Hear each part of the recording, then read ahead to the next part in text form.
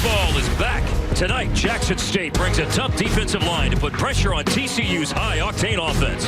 Who's going to light up the scoreboard and shove ball?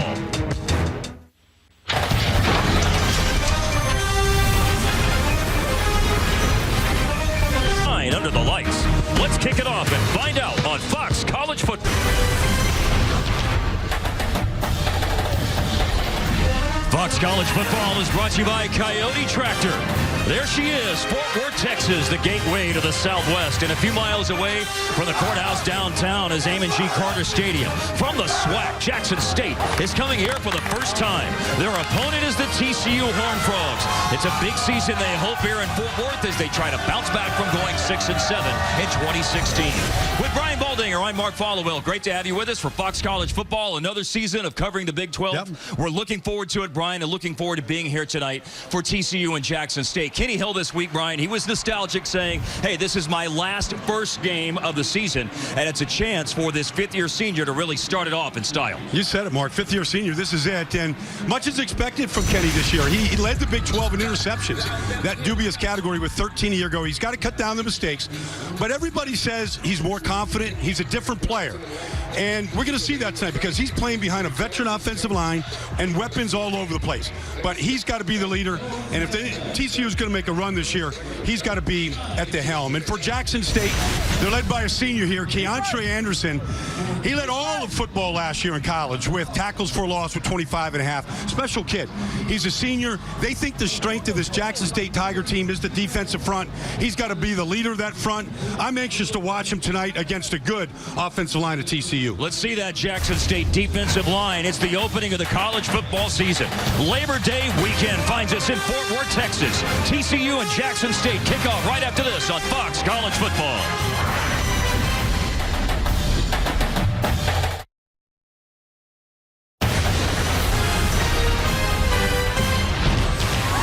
They've waited all summer long to make this run for the first time in 2017.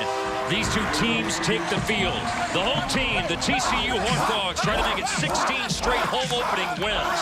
The Jackson State Tigers coming to Fort Worth, Texas to play TCU for the first time. And for the first time tonight, before we kick off, we say hello to our sideline reporter, Leslie McCaslin. Leslie. Well, TCU's offensive coordinator, Sonny Cumbie, is the new signal caller for quarterback Kenny Hill. But their relationship goes way back. In fact, when Cumbie was at Texas Tech, he recruited Kenny out of high school. I asked him what he liked about him back then. He said that he was competitive and fiery. When the lights came on, he was at his best. Kenny showed that same spirit early on last year, but as the year went on, the interceptions, the losses, it got beat out of him. Cumbie's big goal for Kenny Hill this year is to compete through adversity, guys. We'll see if he can do that today. He won't be taking the field to start the game because TCU won the toss but deferred their option. So Cole Bunce will be kicking off to Jackson State, coached by Tony Hughes. 30 years in the coaching business as an assistant. Most of it spent in the state of Mississippi, high school, JUCO, college level. Meanwhile, Gary Patterson, 18 years as a head coach, 17th full season at TCU as a head coach, 20th season overall, counting his years as defensive coordinator. And it is fielded in the end zone, dropped, picked up, down, touchback for Terrell Kennedy, Bryant, and the Jackson State Tigers. Yeah, and Brent Lyles will come out. He'll be the quarterback to start. We may see as many as 4 quarterbacks for Jackson State.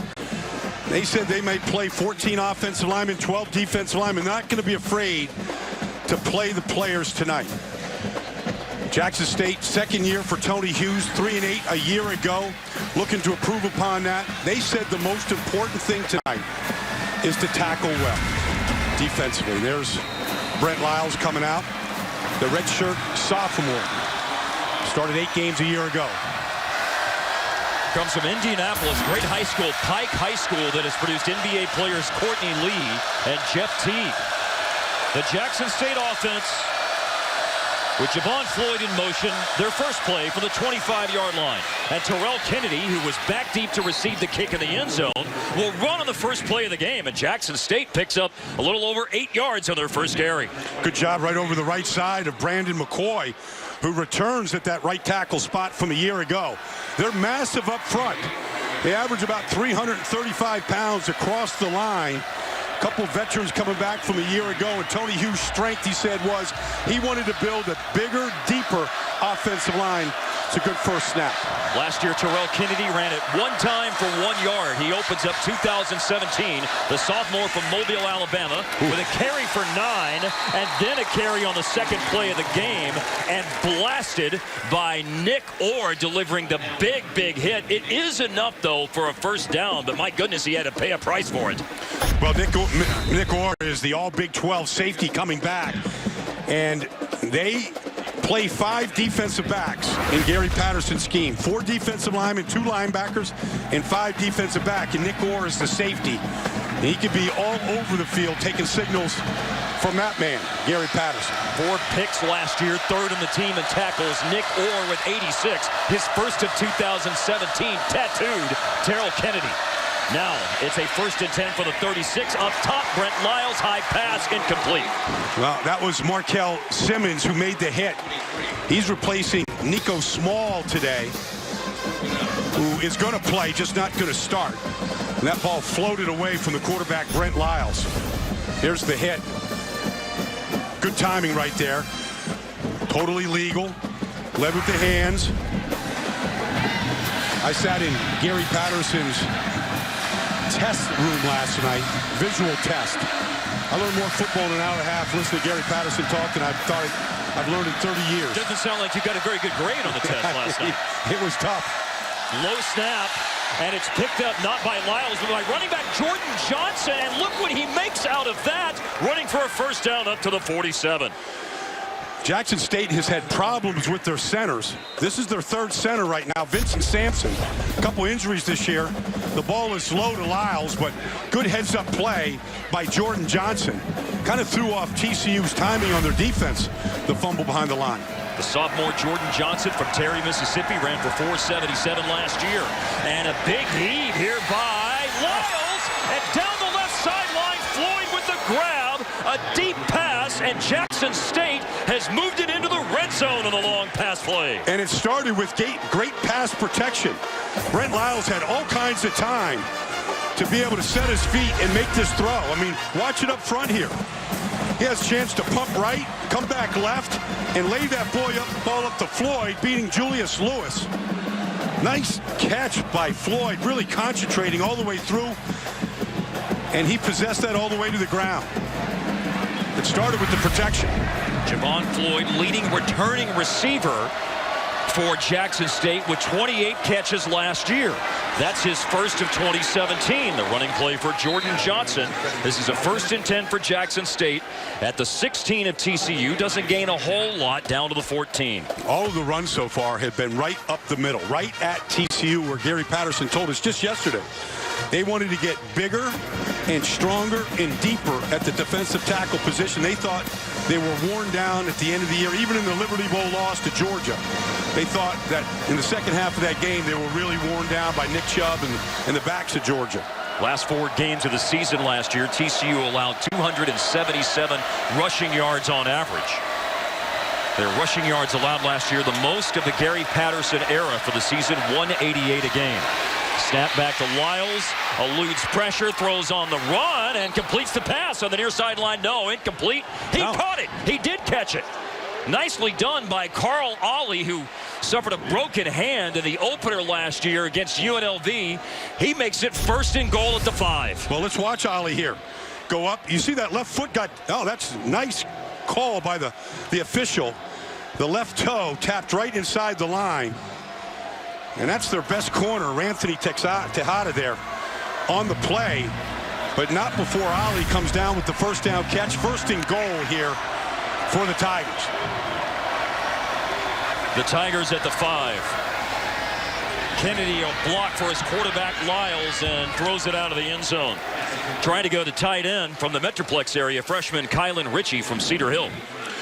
Well, so far on this drive, Jackson State has controlled the line of scrimmage. And that was really the big concern, you know, for Tony Hughes, was could they man up front against a great defensive front of TCU. So far, whether it's pass protection or running the ball right at them, they've won the battle. Well, they've got enough men up front They brought 14 on their travel squad, offensive linemen. 9th play of the drive. 2nd down and goal. Jordan Johnson a run. He spun off 1 tackle, but then the TCU defensive line controls the line of scrimmage. Traven Howard, the leading tackler last year for TCU, came up to lead the charge on the stop. Rico Evans was there as well, number 7, you see right now. Illegal shifts. Offense, 2 men in motion. 5-yard penalty. Replay 2nd down. Bad news for Jackson State. They'll be pushed back near the 10-yard line, Brian.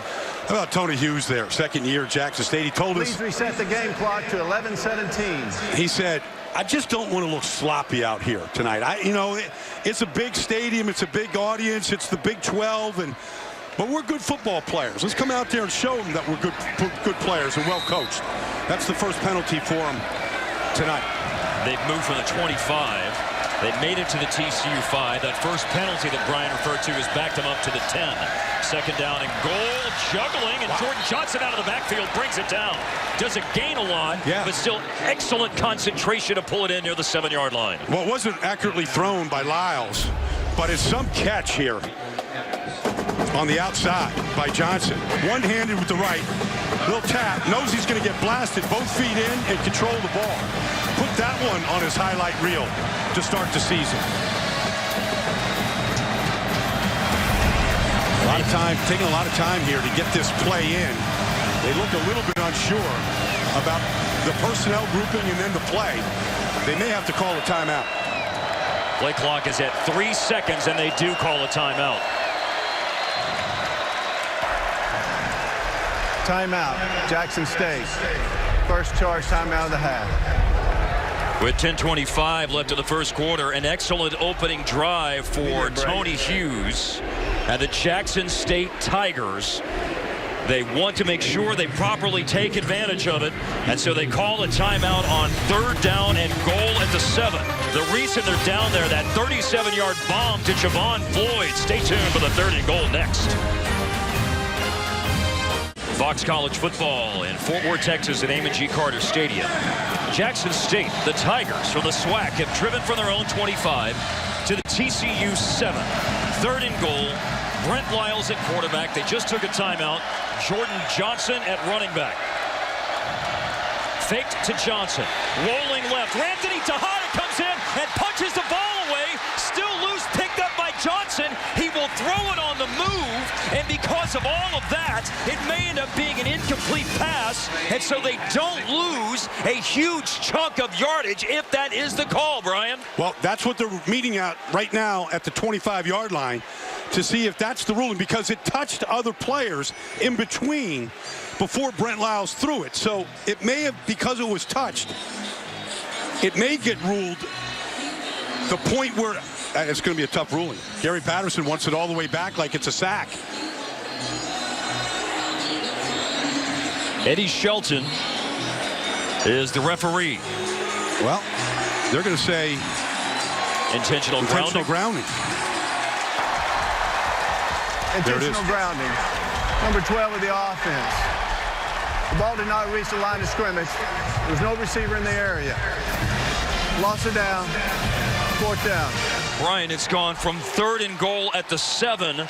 The play by Anthony Tejada has resulted in a 28-yard loss for Jackson State and probably out of field goal range or a long attempt. Well, that's more than intentional grounding. Intentional grounding is 15 yards loss of down. This is, in essence, a 28-yard penalty here as they're spotting it at the 35. And, yeah, they're going to end up punting this ball away. Christian Jackman is the place kicker and the punter. As the field goal kicker last year, he was 0 for 6 from 39 yards and out. So rather than risk a long field goal, they will punt. And a Jackson State drive fizzles out because of a great play by Anthony Tejada, but they're going to throw a fake, and it's an incomplete pass, and TCU will have very good field position because of the fake punt on 4th and goal at the 35. Well, you know, when you're a heavy underdog, you pull out all the tricks, but that play, even if it was completed, it still gives the ball to TCU at the 30-yard line. They wouldn't have gained hardly anything. Here's the fake now from the 35. I mean, they're trying to complete a pass here at the 30. I mean, it still would have been a TCU's ball and just a 5-yard gain. They lost a lot on that fake. And they lost a lot on the intentional grounding. They lost a chance for points. They lost a chance to pin TCU deep field position-wise. And now Kenny Hill throws for the first time in 2017 a bullet to the right side to Jalen Austin. And with Sonny Cumbie as the new play caller that Leslie alluded to in the pregame, they can go as fast as anybody in college football. And they're ready to snap it quickly after the 6-yard pass play to Jalen Austin. Play of the game, though, for TCU so far made by Ranthony Tejada on defense. Now with Kyle Hicks out tonight, a running play for Darius Anderson. The first time that TCU totes it on the ground, and it's into Jackson State territory to their 47-yard line. Darius Anderson starting with the injury to Kyle Hicks, and Keontre Anderson, who we talked about earlier, missed the tackle at the line of scrimmage. 13-yard run. Ty Slanina tiptoeing down the sideline. It looks like he stepped out of bounds upfield. Ran a good 6, 7, 8 yards after he stepped out of the 42. And TCU, you can see, is at that warp speed right here. Tempo, tempo, tempo. Trying to catch Jackson State off guard. Try to fatigue this defensive front right now. And hopefully just get them into base defense where they know exactly where they are. And that's what Sonny Cumbie is now looking at defensively if they're just in a base defense. Officially 6 yards to Slanina on that pass play. Anderson has run it for 13 on the drive. He ran 27 times last year as a freshman. He'll get a second carry. No, it's a play fake, and it's a nice pass. And catching and sliding out of bounds is John Diaz for TCU. Well, First down. So far for Kenny Hill, the ball hasn't touched the ground. So he's been razor sharp. Just a short, quick passing game right now. He also is an excellent runner. 3 for 3. He throws 4 for 4. Diaz again stays on his feet, goes out of bounds at the 22 of Jackson State. Yeah, Kenny Hill ran for 10 touchdowns a year ago. He's a dual threat. He was at Texas A&M when he started there. He was last year. This time Anderson will run on first down to the 22-yard line of Jackson State to the 15 for the first contact comes.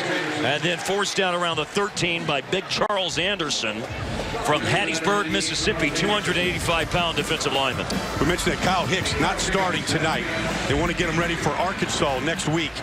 Little nicked hamstring, but Darius Anderson taking advantage of the opportunity tonight. This time, though, it's Kennedy Snell, his first college carry, true freshman from Waxahachie. He ran out of a near horse collar tackle. He's coming all the way across the field, all the way across the field, into the end zone, touchdown! Welcome to college football and TCU, Kennedy Snell.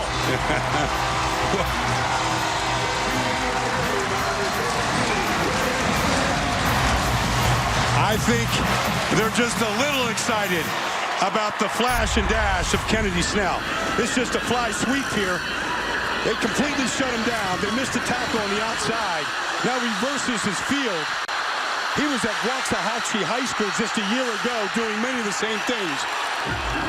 Good block by Kenny Hill also. Last block that sprung him just to make sure. What a swing of momentum for TCU. Jonathan Song with his first extra point try. From All Saints Episcopal in Fort Worth, injured last year. The sophomore drills the PAT. And a big change of fortunes in the last 2.5 minutes of the game. From Jackson State being at first and goal. A miscue for Jackson State and a nice touchdown drive ended by Kennedy Snell. TCU's first possession of 2017. Number 43. Is a touchdown run of 13 yards by Kennedy Snell. There he is, first college touch. They say you only get a chance to make a first impression once, Brian, and how's that for a first impression? Yeah, there's not a whole lot to him. He's 5'8", 170. 3, 4, 5 years from now, he's going to be the same size. But that speed and quickness, the ability just to be a jackrabbit out there, he broke 5 tackles to score, and there it is. I mean, there's the missed tackles. We're going to keep track of them all night. The Horned Frogs led the nation in drop passes a year ago. They're trying to improve upon that. And that won't make Tony Hughes, second-year coach of Jackson State, happy. Kickoff by Cole Bunce. Terrell Kennedy will take a knee. When we talked to Tony Hughes earlier this week, what he said about last year's first game of the season going on the road against an FBS opponent against UNLV. They lost 63-13, and he said, we couldn't get the guy with the ball on the ground. Well, that was a little bit like we just saw from Kennedy Snell. They couldn't get that guy on the ground. I mean, Dario Robinson had a chance for him, and not to single out one guy, but that was really the first missed tackle, and then it was just an avalanche after that. Well, you know, pursuit is so important, and so that's why you got to get 11 guys to the ball, and they weren't getting to the ball in that play. And that's allowed Kennedy Snell to cut back against the grain to make that run. On the 25, now Jackson State moved the ball before Ranthony Tejada caused the fumble in the last drive. Javon Floyd was a big part of why they moved the ball. Remember, he had a 37-yard catch on the drive. He caught that, but a -4 yards brought down by Nick Orr as we look at players to watch first on the Jackson State offense. Yeah, Jordan Johnson, who is just a sophomore, started as a freshman a year ago, was the leading rusher.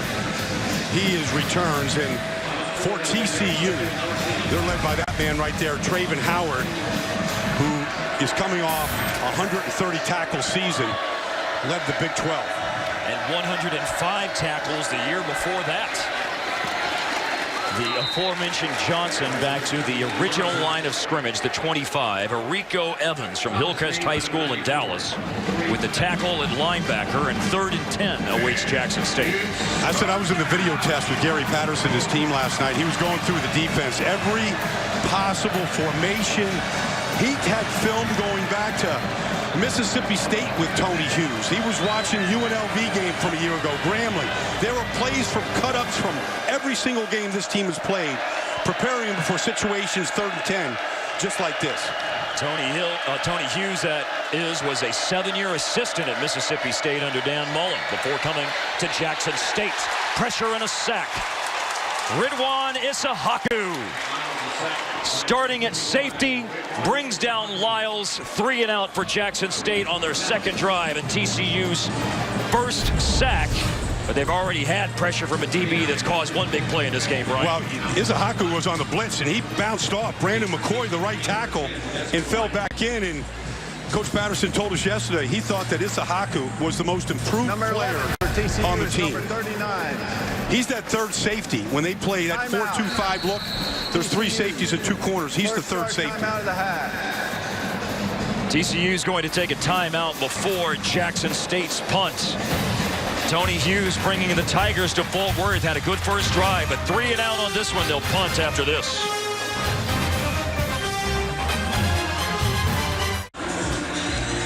A TCU drive ended in a touchdown run of 13 yards by Kennedy Snell.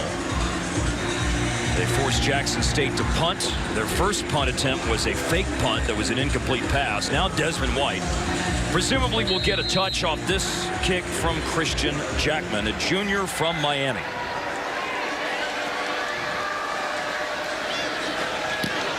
Good protection, but not a good kick. Desmond White is not going to get a touch because that was a shank. Ouch. Out of bounds. TCU will have great field position on their second drive of the game as we hear from Leslie McCaslin. Leslie? Well, guys, Hurricane Harvey created so much devastation this week across South Texas, but it also brought out some of the best in people, and that includes here at TCU, where Gary Patterson told head coach David Bailiff on their way back from their last football game in Australia, don't go back to Houston, come here. Practice here at TCU. They ate here all week long. Then their whole Rice football team bussed back to Houston yesterday safely. Gary Patterson said he watched them at practice. No one was hanging their heads. They all know that when they go back to Houston, that's where the real work will come in, guys. We just saw Kennedy Snell's first play in college. Now we see the first play from Jalen Rager, also from Waxahachie. Beautiful spin move after the catch and a race all the way down inside the 10 near the 5-yard line. He was a teammate of Kennedy Snell at Waxahachie, and there's another missed tackle on the outside by Jackson State that allowed Jalen Rager to make that move right there. So it all started with a 14-yard punt, then the quick pitch and catch to Rager, 22 yards for the son of Super Bowl champion Monte Rager, who played at Texas Tech and the Broncos and the Colts, among other teams in the NFL. A fade on 1st and goal at the 4 in the end zone for Emmanuel Porter. Great grab. Touchdown, TCU.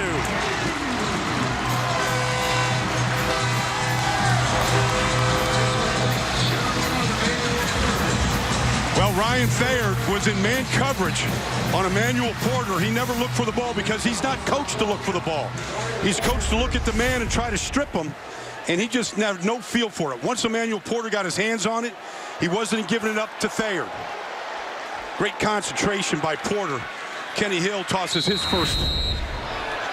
Well, it's actually his second touchdown pass of the season with that sweep they had to Kennedy Snell. And strong on that catch by Emmanuel Porter, fighting off the coverage. The PAT by Song. 2-play drive. Big pass to Rager. Fade pass of 4 yards to Emmanuel Porter. It's 14-0.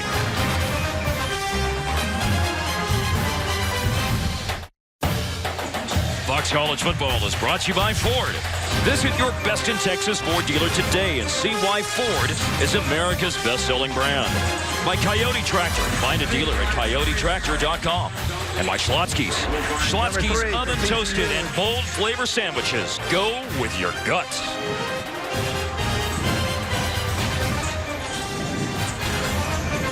Emmanuel Porter showed some guts with that touchdown catch. Fought off the tight man-to-man coverage from Ryan Thayer. You know, Emmanuel Porter is 6'4". He looks like he's even taller than that. Tall, thin, with great leaping ability. Reminds me a lot of Josh Doxson, who left here 2 years ago, who was the first-round pick of the Redskins in 2015. But that type of size and jumping ability. Emmanuel Porter did not have a touchdown catch last year. He had 4 in his first 2 seasons at TCU. That 4-yard grab makes it 14-0. Terrell Kennedy from the goal line on the kickoff. And a big hit delivered by the TCU kick coverage units. Alec Dunham with a tackle around the 17, 18-yard line. Worst starting field position that the Tigers offense has had this evening. And Gary Patterson feeling a little bit better about his team after a real scare to start, but they've taken control of the game. And now Jackson State's got to fight that momentum that TCU has, and they need to just get first downs here. They need to sustain some offense and try to control the football just a little bit. At running back Jordan Johnson has carried 3 times for 17 yards. Lyles is 4 for 6 throwing the ball, hands it off. Johnson's hit, spins and stretches to the 20. And I do want to follow up on something you said a minute ago, Brian, and make sure that everybody understands statistically. You are right. The play for Kennedy Snell, that fly sweep, was pitched forward to him. It is a pass, so Kenny Hill is 7 for 7. Touchdown passes to Snell and to Porter, 80 yards. Ball hasn't touched the ground. I mean, he's been flawless, and that's what people were saying about him this summer, that he's a different guy, and so far in this game, he's been perfect. Officially just a gain of 1 on first down for Jackson State. Lyles throwing, too tall for Floyd. Javon Floyd has been his favorite target so far. He's caught a couple of passes, including one for 37 yards, but that one off target. Well, you know, Brent Lyles played a bunch last year.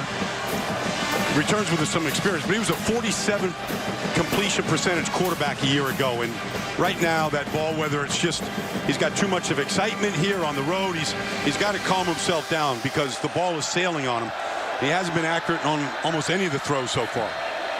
And I would say Tony Hughes might think about one of the 3 other quarterbacks that might see action tonight.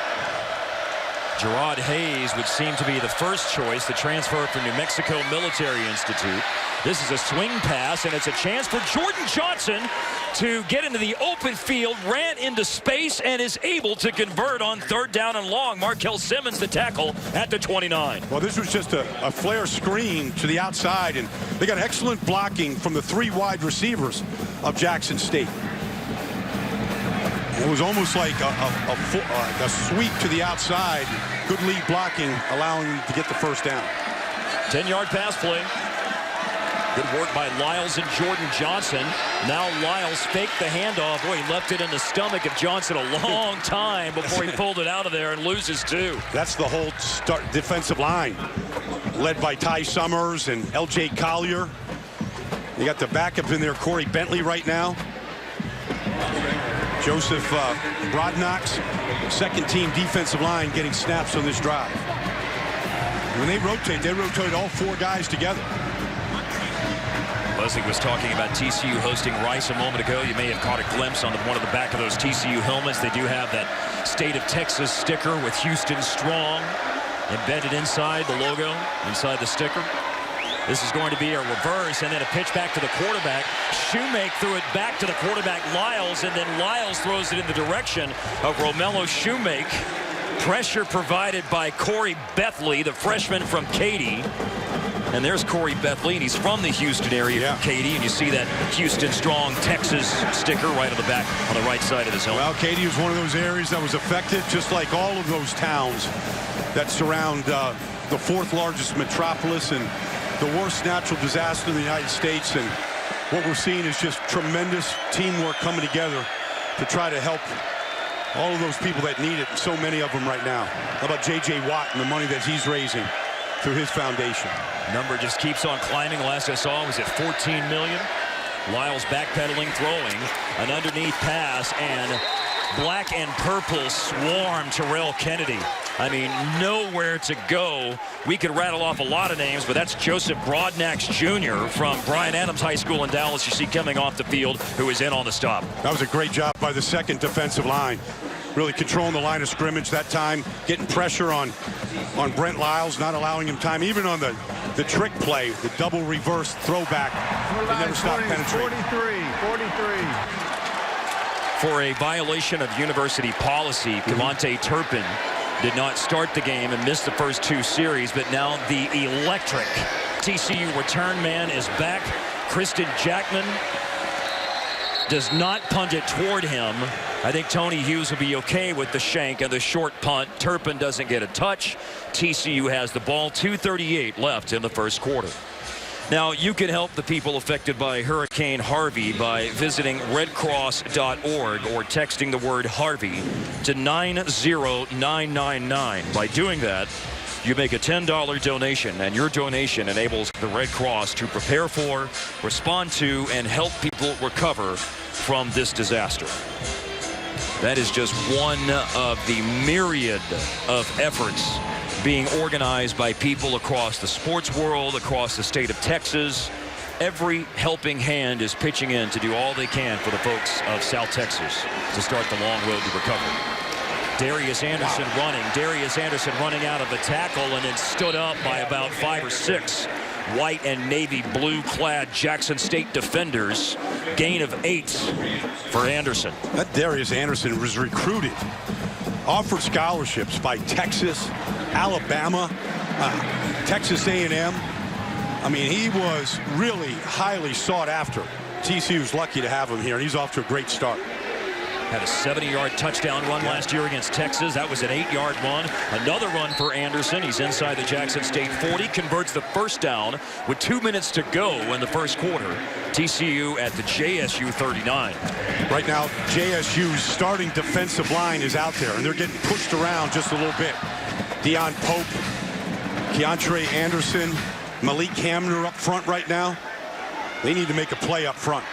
Charles Anderson, the fourth member of that D-line. Deion Pope is a transfer from Mississippi State. High hopes for what he can do. Here's a flip to Turpin. He's got blockers in front. He's got acres of space. Cole Hunt is leading the way, throws one last block, and Cavante Turpin finds a place he's very familiar with, the end zone.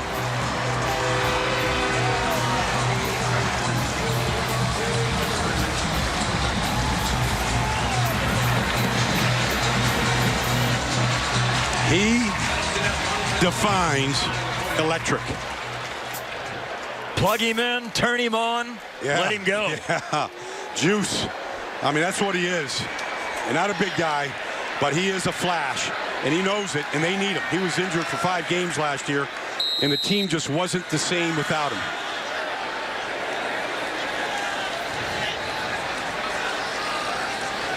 39 yards for Cavante Turpin on the run. Got that one last block from the 6'7" tight end Cole Hunt. And then Turpin takes it in. 1:35 left in the first quarter. Mark, take a look here at what Jackson State sees. They're all going to bite here on this play fake in here to Darius Anderson. They're all going to squeeze it. They're all going to meet at the fake. And they're going to pull it back out and then flip it. The entire defensive line. Now you get two linemen out. Get the lineman out front right there, Matt Pryor. Get the tight end Cole Hunt. And Cavante Turpin touches the ball for the first time this year, and he's in the end zone. Number 3 for TCU is reporting as number 43.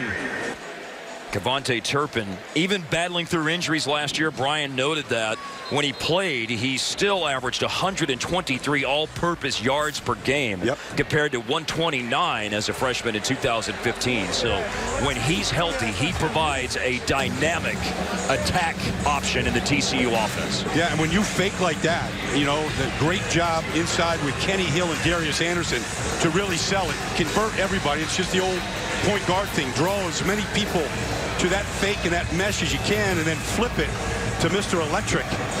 And those girls got something to cheer about. That was a good old drive and kick executed by TCU. Big leg out of Cole Bunce. Kennedy goes about 4 or 5 yards deep back into the end zone. Jackson State the touchback. They are in a 21-point hole. As we hear from Leslie McCaslin. Leslie? Well, guys, you know, I have a different viewpoint from down here. Let me just say, watching Turpin run down the sideline and past everybody looks like a video game.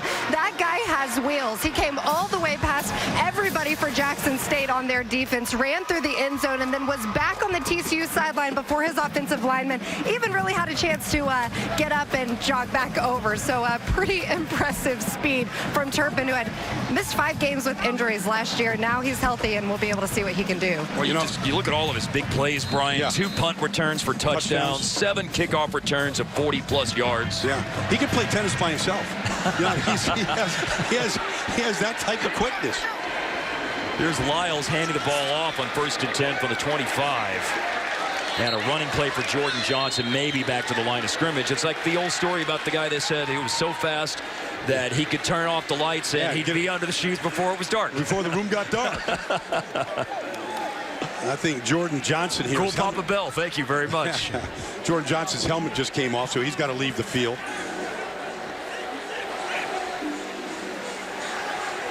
In his place will be Terrell Kennedy. As he gets that, that's NCAA rule. When the helmet comes off, you got to leave the field. Make sure that all the straps and buckles and everything are working properly.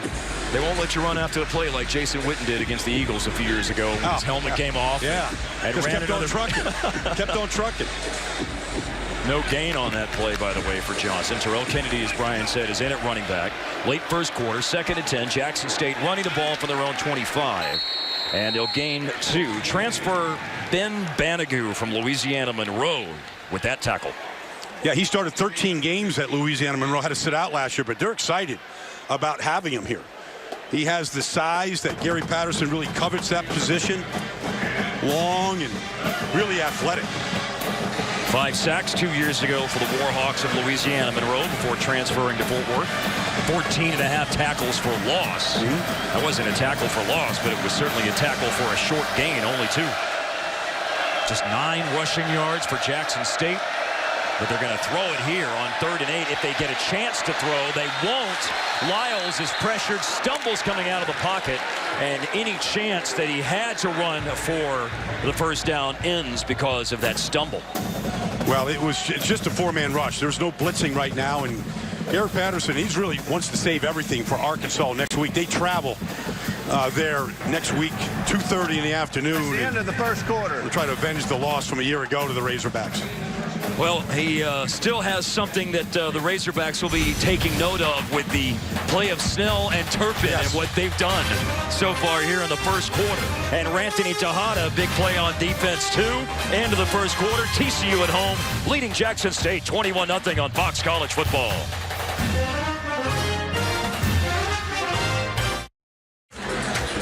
Second quarter as the sun sets on this Saturday night of Labor Day weekend at Fort Worth, Texas. Mark Followell, Brian Baldinger, Leslie McCaslin, 21-0 TCU over Jackson State.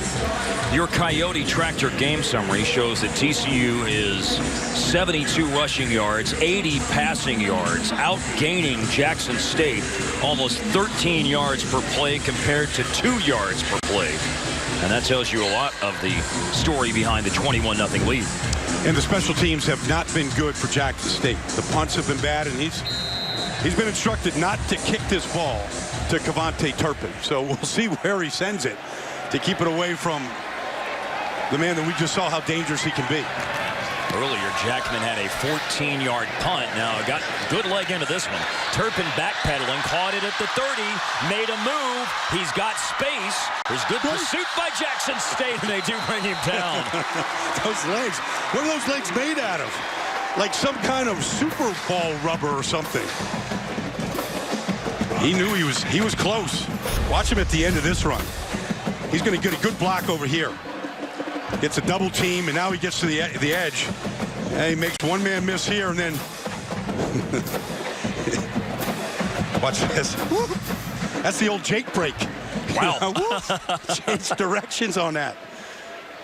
That is some fresh legs from Cavante Turpin.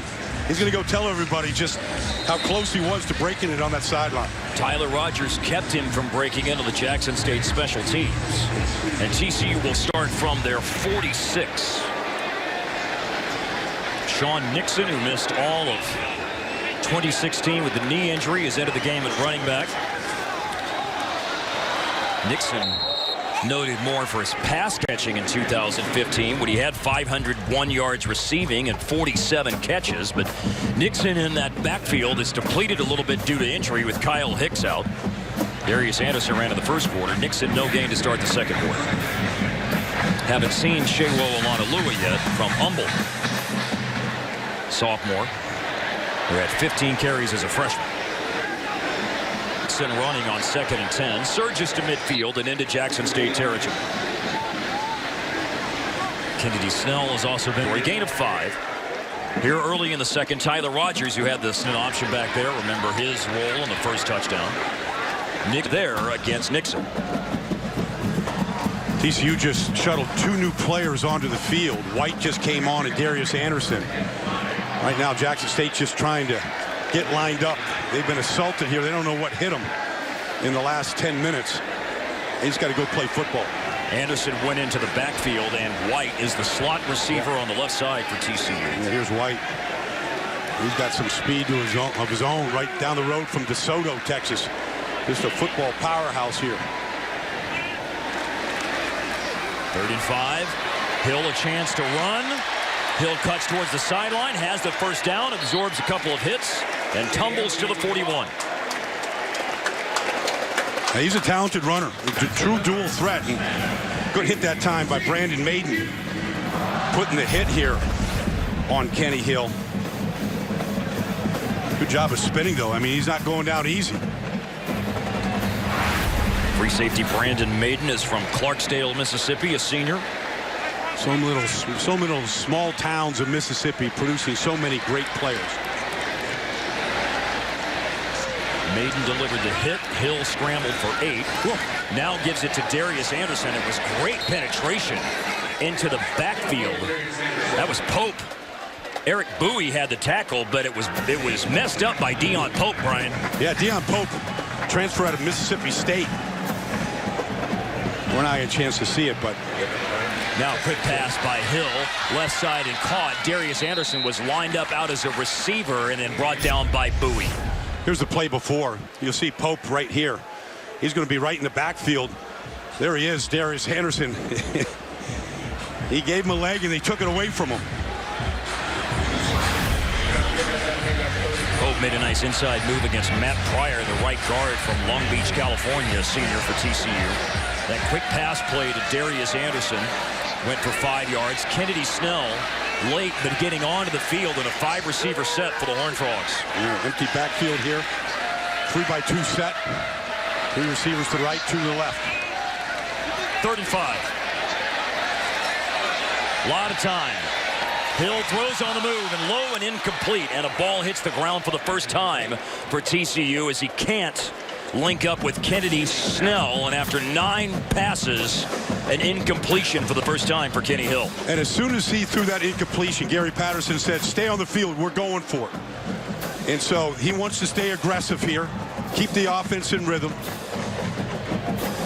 There's Sonny Cumbie, the offensive coordinator, quarterback at Texas Tech and throughout the Arena League.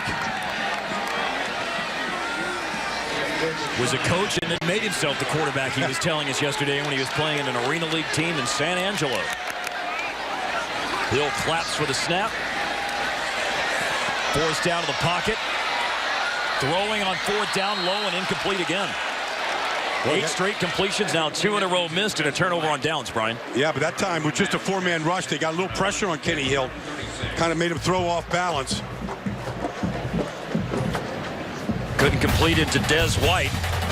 And TCU has a drive end without scoring for the first time. They still lead 21-0 in the second quarter.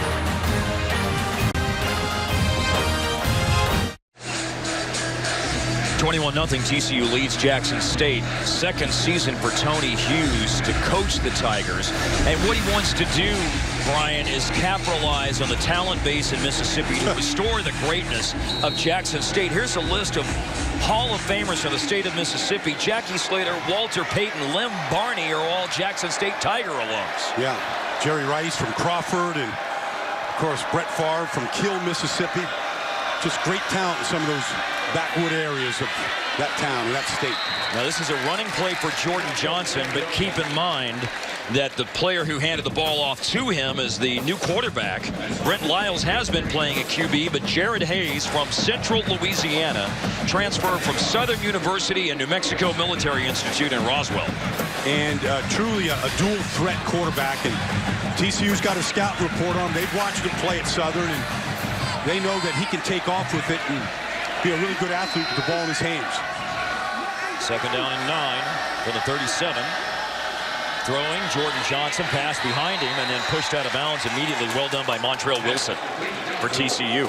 And for what TCU right now, all they're expecting and all they're seeing are these flare passes and these short, quick passes.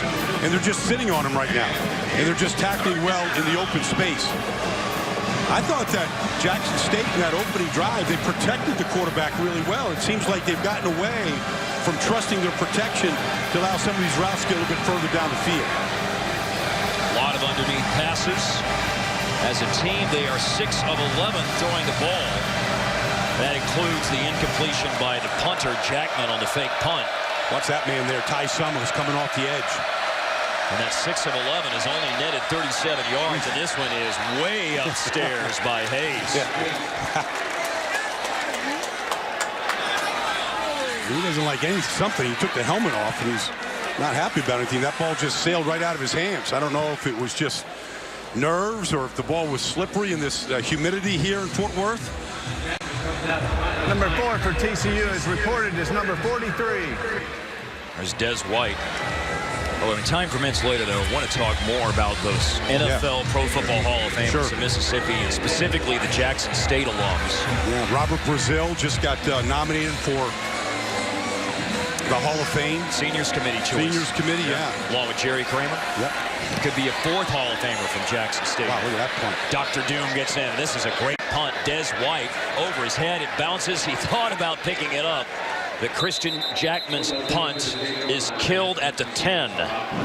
For Gary Patterson and TCU, their offense will be facing their worst starting field position after the 56-yard punt by Jackman.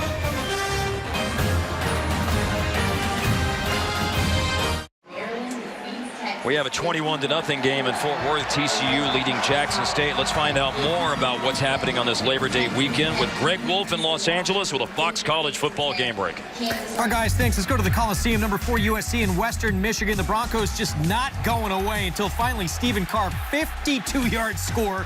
Second rushing touchdown of the game. Trojans would add a pick 6 to finally put it away. They win 49-31 the final. Mark, Brian, back to you.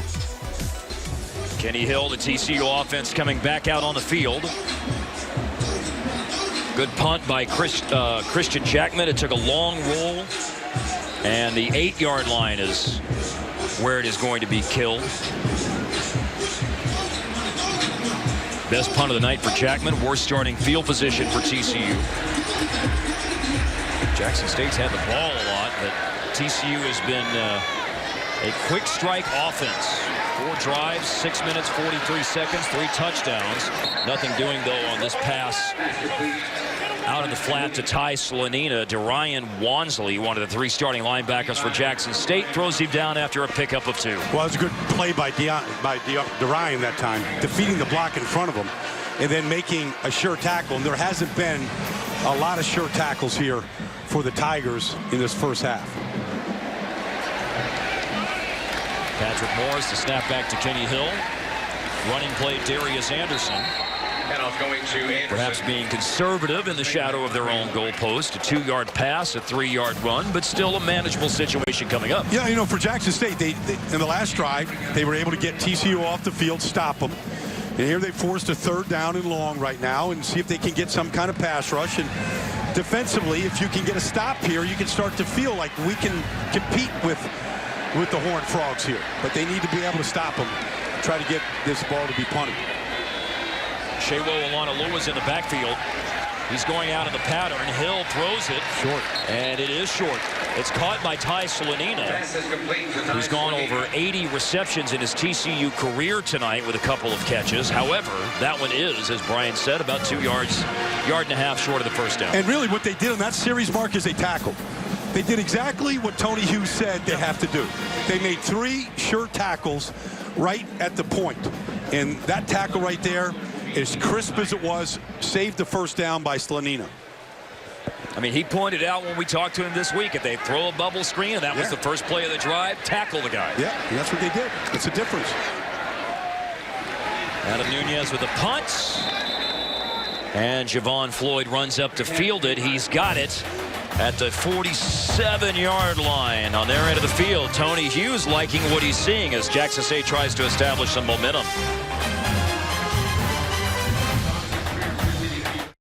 Tonight starts season 6 in the Big 12 for TCU.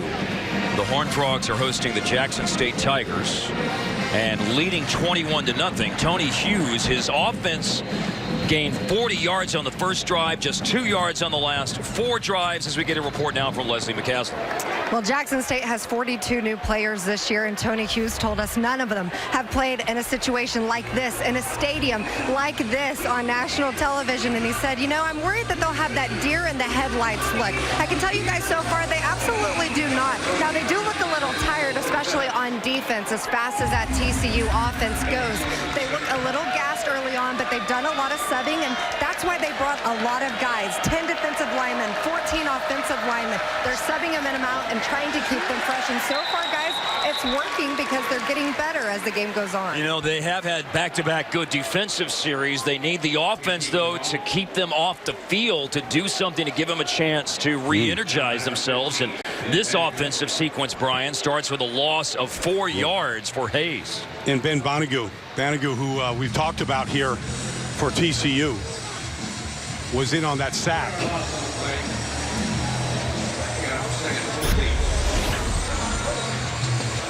You can see just, grabbing the face mask of Gerard Hayes. They didn't call it, though. That's the 7th tackle for loss by the TCU defense here in the first quarter and a half. Hayes throwing, and it's picked off. It's an interception for Ridwan Issahaku. He's made a move on the run back. Issahaku with a head of steam, stumbling, trying to reach the end zone, and looks like he has.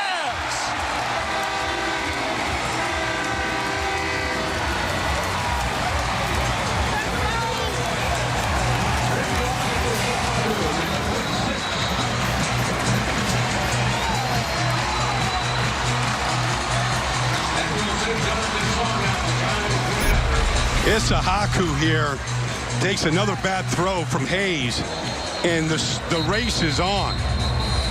I mean, he was determined here. He picks up a couple blocks from Texada. They're going to review whether he gets in. Blacklock, the defensive tackle, pushes him in at the end. Traven Howard is there. He ran in with a convoy at the end of that interception. There was a miscommunication between the receiver and Hayes there. There is a review, a replay to determine whether or not he crossed the goal line. It's a 52-yard interception return if it stands. Well, are the legs down before he stretches this ball out? I mean, the legs are down, but I can't tell where the ball is. Maybe they can, and they slow it down into a couple frames a second. Maybe they'll get a better look than that. Let's see if there's going to be a conclusive angle. Remember, it was viewed as a touchdown, so they've got to be able to see those knees down before he stretches the ball across. But that's the speed of TCU's defense. If you make a mistake like Hayes did, they can make you pay just that quickly. You know, the thing is, it's either going to be a touchdown, obviously, or first and goal at the 1, and it's all from the player. Again, Gary Patterson told us yesterday when we were watching the walkthrough and he walked off and got done, and we were talking about Ridwan Issahaku, and he said he's probably the most improved player on his starting defense. Yeah, and won a battle in fall camp with Gaines, with Ennis Gaines, to be the starter at that position. Yeah, no. I mean, he's high on him, and if this is, regardless of how this is ruled, he's made some big plays here tonight for this defense. And Hayes for Jackson State has thrown a couple of passes that have been nowhere near the target. I mean, 2 bad overthrows by Hayes. Now, one nearly made it to the stands and didn't cause any damage, but that one hit Issahaku between the 3 and the 1, and is either going to be first and goal, or it's going to be the ruling on the field confirms or stands. Well, this touchdown. After further review, the ruling on the field stands. Touchdown. Well, it's exactly what we thought, Brian, is that there was not conclusive evidence to change anyone's mind, and so it stands as a defensive score for TCU. What they've ruled in the stadium here officially is a 53-yard interception return for Issahaku. As soon as he caught that ball, he was thinking about scoring. Yeah. I mean, it wasn't an ounce of hesitation on his part. Jonathan Song 4 for 4 on the extra points tonight. And the defense has scored. There have been some great touchdowns with reverses and fly sweeps, and the pick 6, the Oski for Issahaku, and the touchdown, 28-0.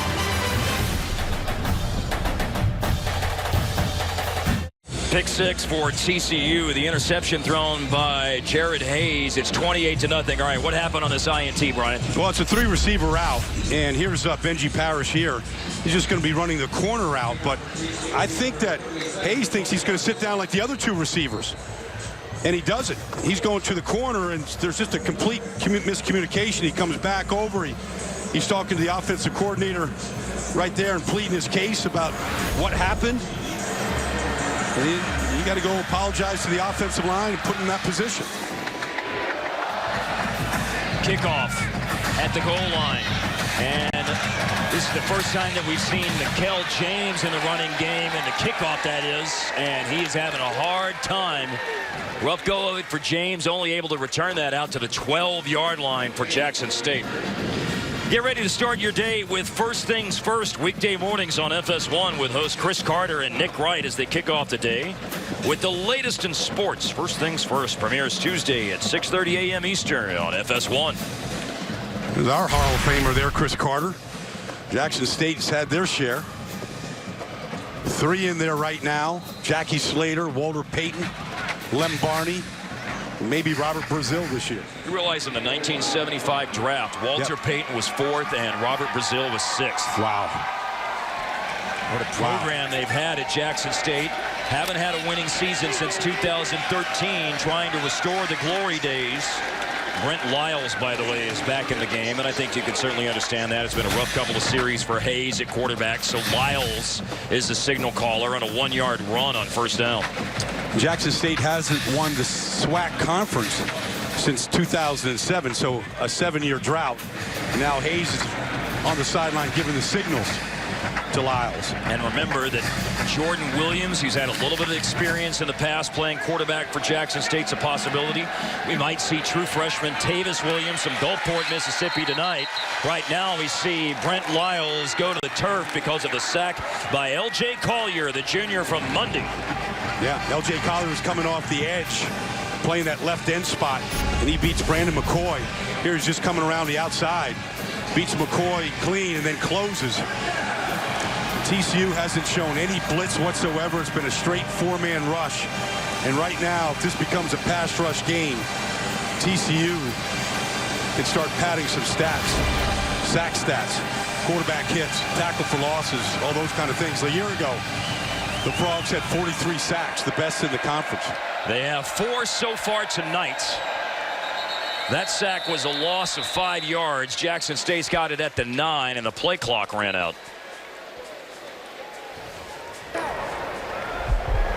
Prior to the flag, timeout. Jackson State, second charge timeout of the half. They took their other timeout before their 3rd and goal at the 7 on their first drive of the game. And then Ranthony Tejada had the sack that forced the fumble, and ultimately that long loss at Jackson State's first drive, which looked promising, ended with a thud. During this timeout, all right, let's talk the coaching changes that have occurred in the Big 12. Brian, first of all, you know Matt Rule really well from Temple and now at Baylor. Temple tough and trying to bring the same program and battling Liberty at home right now as this game goes on. And Lincoln Riley, the youngest head coach, was the longest tenured coach in all of college football in 18 years, and coach out there right now. Took over for Bobby Stoops, who, of course, Tom Herman, the new head coach at Texas, coming from Houston, had a tough go of it in Austin today. And that man, they're all chasing Gary Patterson, now the second longest tenured coach next to Iowa right now. 18 years here at TCU, 20 full as an assistant and head coach.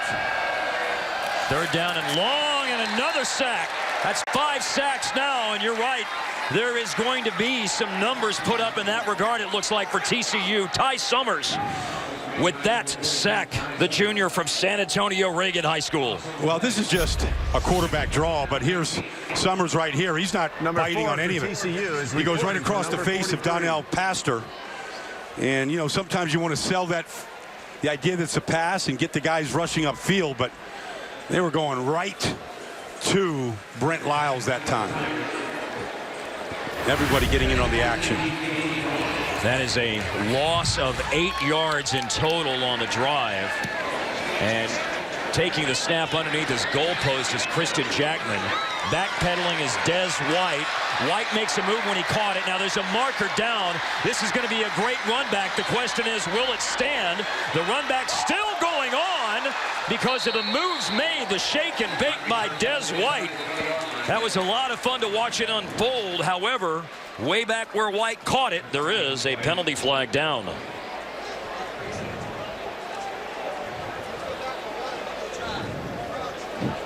.4:53 to go in the second quarter, and everybody's headed back where the punt was fielded.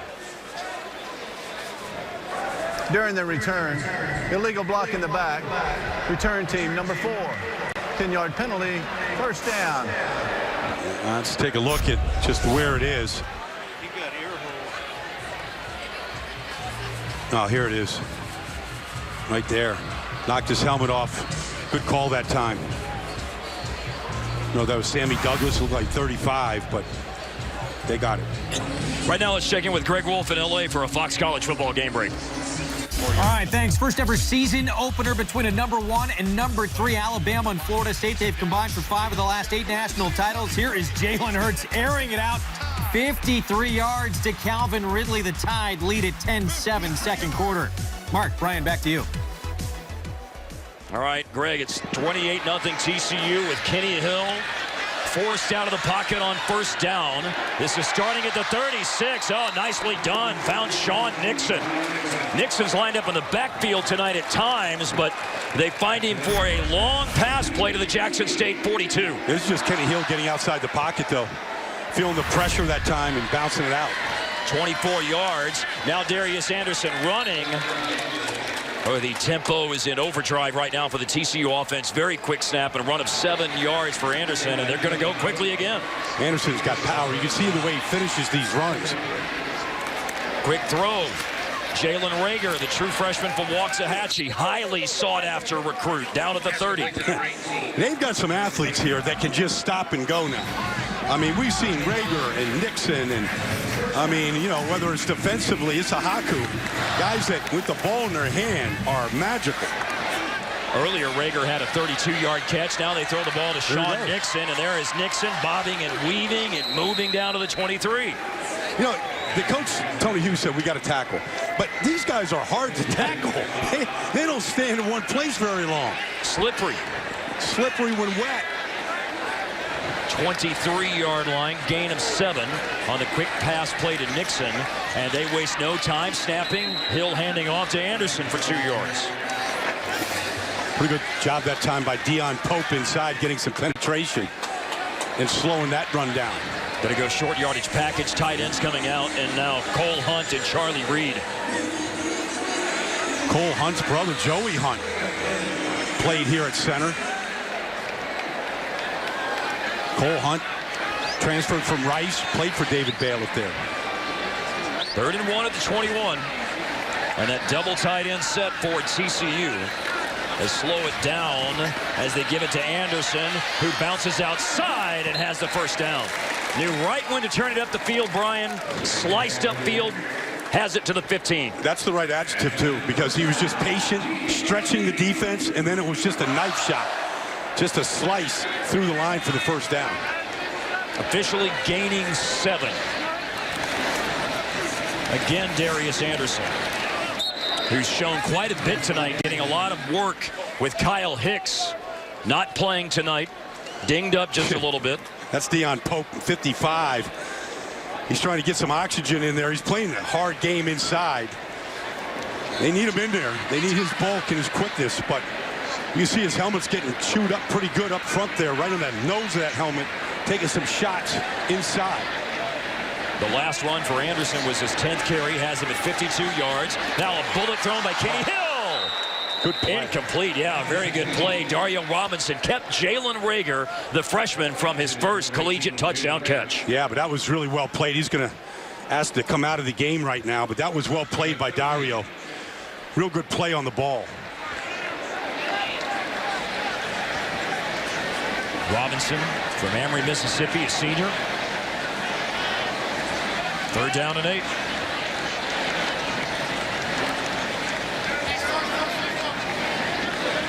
You can get a first down inside the 4. Play clock at 3 seconds with 2:21 left in the first half. Hill throwing outside, caught, stretching for the end zone. He's in. Des White.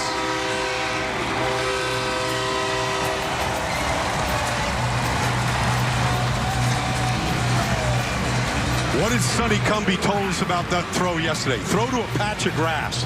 That's exactly what Kenny Hill did. He threw it to a patch of grass, and White was there to bring it in. Watch, this is just to the corner right now. He's just throwing it out here to that patch of grass, letting the receiver go get it. And the defender really never had a shot. That's exactly what Sonny Cumbie wants from the quarterback and the receiver. 3rd touchdown reception in his time in Fort Worth for Desmond White. The senior from DeSoto caps a 9-play, 64-yard drive with that touchdown reception of 13 yards at the end.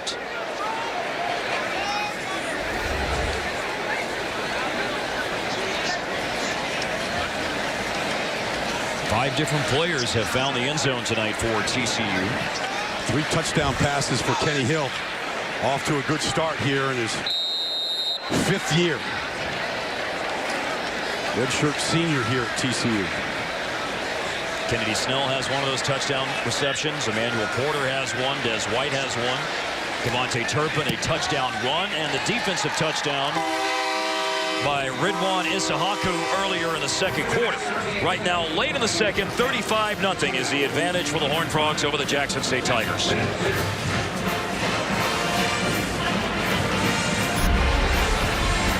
Here's a throw coming into your living room from Kenny Hill. Perfect throw. Good concentration by Des White, getting that ball over the chalk stripe. Just getting low. Ball moved just a little bit. Yep. It's already been ruled, and Kenny Hill's got to feel pretty good.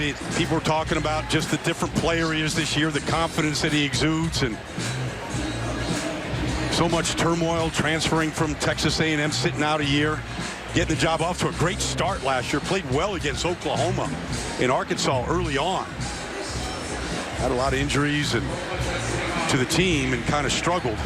And something that you noted earlier, a receiver core that dropped more passes than any team in FBS with 38 drops last year. One thing to note about Gary Patterson's team, he's had 2 losing seasons in his tenure. Yes. After the first losing season in 2004, they went 11-2. The next year, 2005, and after 2013, when they were a losing record, they were 12-1 and won the conference the next year. And they're trying to regroup from a 6-7 campaign last year. The last game, the Liberty Bowl loss to Georgia. Boy, Terrell Kennedy nailed on that kick return. And with 2:08 left to the first half, Jackson State has the ball. TCU's up 35-0. The FS1 college football halftime show is just around the bend. We celebrate the kickoff of Texas football days. The Tom Herman era in Texas with a forgettable start. That's all ahead at halftime. Robert Smith, that is, Matt Leinart, and Dave Wanstead in Los Angeles. The loss for Tom Herman for Texas to Maryland by 10 points, 51-41 today. Texas football days has been quite a week. High school football coverage on Fox Sports Southwest in the Texas area last night. Game earlier today between Texas Tech and Eastern Washington. And this game between TCU and Jackson State tonight. Fox loves football. Fox loves fun. And those things are also universally loved, revered, I think would probably be the proper word for football and fun here in Texas. Oh, man. It's a good, healthy diversion from all the bad news from Hurricane Harvey this week. People can get back, and it's the sport in Texas here. That man Blacklock here, local kid out of, actually Houston kid out of Missouri City, one of those suburbs there. Bradley from Shreveport, Louisiana. Not many of those kids playing for TCU. Part of that big defensive front for TCU that's really settled in after the first drive for Jackson State. The Tigers, as you see, only with 38 total yards. Matt Boson, Californian on this roster. Torrance, California, senior. Now, he started at Boise State, then he transferred to Long Beach Community College, and now is starting end here for Gary Patterson. I think when guys come from other schools and they sit in these meetings with Gary Patterson, they listen to talk about football, I think they must think that this guy is the football guru, the way that he teaches and instructs. Got an injury Player here. Down, yeah. Frank Carter, the left guard, the senior from Tampa, is who's down for Jackson State. One of the real experienced players on this Jackson State team. Starter a year ago for him. You just wonder in this heat right now if any of this is just cramping. Something you always have to caution yourself about. I like the fact that Tony Hughes comes out and looks at his players, shows the concern that he has for them. Tony Hughes played his football at Southern Mississippi, right there in Hattiesburg, and real familiar with. It's never an enviable position being the guy that you has to hold up Frank Carter coming off the field. Please reset the game clock to 55 seconds. There's Frank Carter right here. Just going to get rolled up. That right ankle and knee get rolled up there. Got a knee brace on the other knee. By rule, the injury on Hopefully the it's going to be all right. Under a minute, there will be a 10-second runoff. Please set the game clock to 45 seconds and wind on my ready. A lot of respect for new offensive line coach Carl Roberts here, coaching this group. Carl Roberts, part of the Jackson State football tradition. Yeah. Played there. Third down and 4. The 10-second runoff has occurred. And Brent Lyles can't break it to the outside. Nick Orr. Nick Orr into the backfield. A tackle for loss. a starter in 27 consecutive games, Nick Orr, and makes his presence felt on what is Jackson State's last offensive play of the first half. Well, there you have a lot of quarterback draws and kind of quick bubble screens, and TCU was prepared for all of it. I heard in the meetings last night one thing about Gary Patterson, after he tells you what all your assignments are, he says, and then get on with your business. And right now, the Horned Frogs are getting on with their business. That they are. Business taken care of to the tune of a 35-0 lead.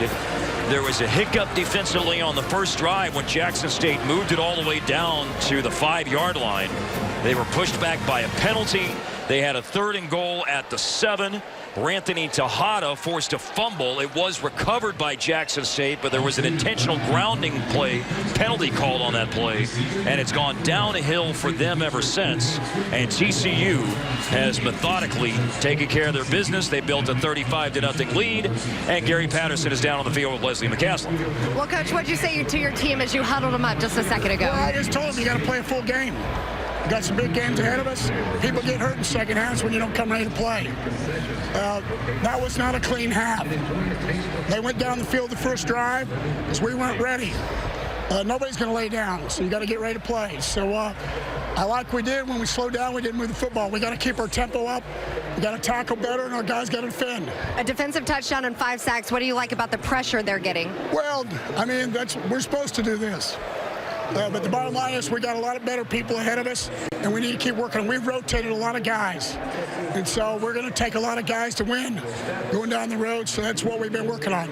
Every 3 or 4 plays, we got new guys going. All right, thanks, Coach. Already losing that voice, guys. Only first half of the first game of the season. Well, you know he is as intense as they come down on the sideline, and Gary Patterson and the TCU Horned Frogs, like Brian said, taking care of their business. 35-0 as their lead at the half over Jackson State here in Fort Worth. Next, we'll be going to Los Angeles for the FS1 College Football Halftime Show with Rob Stone, Robert Smith, Dave Wanstead, and Matt Leinart. Stay with us.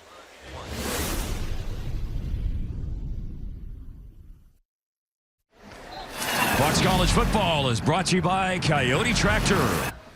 Tonight at Amon Carter Stadium in Fort Worth, it's the TCU Horned Frogs opening up the 2017 season against the Jackson State Tigers. Great to have you with us for Fox College Football with Brian Baldinger. I'm Mark Followell, and Gary Patterson told Leslie McCaslin that it wasn't a perfect half. They've got to stay engaged, but the final result so far is 35-0. Brian. It's to be expected, and I think Jackson State, you know, they came out and they executed really well. They went down, they had down the field, they had a bad play that got into a turnover, and you know, they didn't get any points out of it. And you know, from that point on, TCU has been dominant. Kennedy Snell here, his first touch as a Horned Frog is a touchdown, and then the throws here to Kenny Hill, to Emmanuel Porter. I mean, they're just outmanning, you know. And then Devontae Turpin has just got speed to burn, and you know, that's really the difference here is the overall team speed. Isawaka gets a pick 6, and you know, now really everybody's under duress. Des White here with a perfect throw from Kenny Hill, and you know, the stats have just been dominant, you know, kind of what we sort of expected. But I do think that Jackson State's got a lot of fight in them. You know, only 38 yards on the 34 plays from scrimmage. I think they'll come out and play really hard here in the second half. They have SWAC play to gear up for. They have the Southern Heritage Classic next week at the Liberty Bowl in Memphis against rival Tennessee State. A game that they've lost 5 straight years in 12 out of the last 14 seasons, and that would certainly be a defining win early in the tenure for Tony Hughes at Jackson State if they could go win that Southern Heritage Classic next week. But right now the focus is the next 30 minutes of action here at Amon Carter Stadium against TCU, with Kenny Hill having engineered a 35-point first half for TCU. Keep in mind there was the defensive touchdown, so 28 points for the TCU offense. I don't see you hanging your head. All right, like, let's go out there and play a better second half than we played the first half. Let's tackle. They had 24 missed tackles in the first half, and that was the number one thing that he wanted. They're good enough athletes to tackle in space, and they didn't do that in the first half, and I'm sure Tony's disappointed, and he wants to see a better showing in the second half, and nothing short of a better showing is going to make that man satisfied, knowing full well they got Tennessee State in the Classic next week and then Grambling. They need to really finish this game here to give themselves some momentum going into Tennessee State next week. Des White, who you see right now, getting ready for the second half kickoff, had one of the 5 touchdowns in the first half for TCU. He had the last one, but he won't get to touch it. It's at the 30-yard line and up past the 40 to the 41. As it's a return for TCU as we get the latest now from Leslie McCaslin. Leslie? Well, guys, Tony Hughes not disappointed in the effort that his team gave in the first half. He said that they tried very hard. They gave tremendous effort and that he was very proud of them. He said the reason it's so one-sided are the things I talked about before the game, the missed tackles, the turnovers, the breakdowns in the kicking game. He said the execution has to be better in order to compete with teams like TCU. But again, guys, very proud of the effort he's gotten from his team so far tonight. Well, his defense had a couple of stops early on in the second quarter. They'll be called into action, defending 59 yards of field behind them. TCU starts at their 41. Good pocket for Kenny Hill to throw a deep ball to Kavontae Turpin, and it's intercepted. An interception and a long run back in progress right now for Ryan Theard. Theard will take it over midfield and into TCU territory. Kenny Hill, who threw more interceptions than anyone last year in the Big 12 with 13, with his first of 2017. Well, he just put too much air into that ball, and Ryan Thayer did a good job of playing the ball in the air, forgetting about the man and going after the ball. And Kenny Hill had all kinds of time here, all kinds of time from the offensive line. Isn't under duress, but he really just floats this one, and that's a nice play there. That's exactly what Tony Hughes was telling the kids at halftime. Play hard, get to the ball, make things happen. And Ryan Thayer, starting at the safety corner tonight, makes the first big defensive play of the night for the Tigers. Turnovers now are one apiece. Jackson State threw an interception that was returned for a touchdown, and Hill with that interception.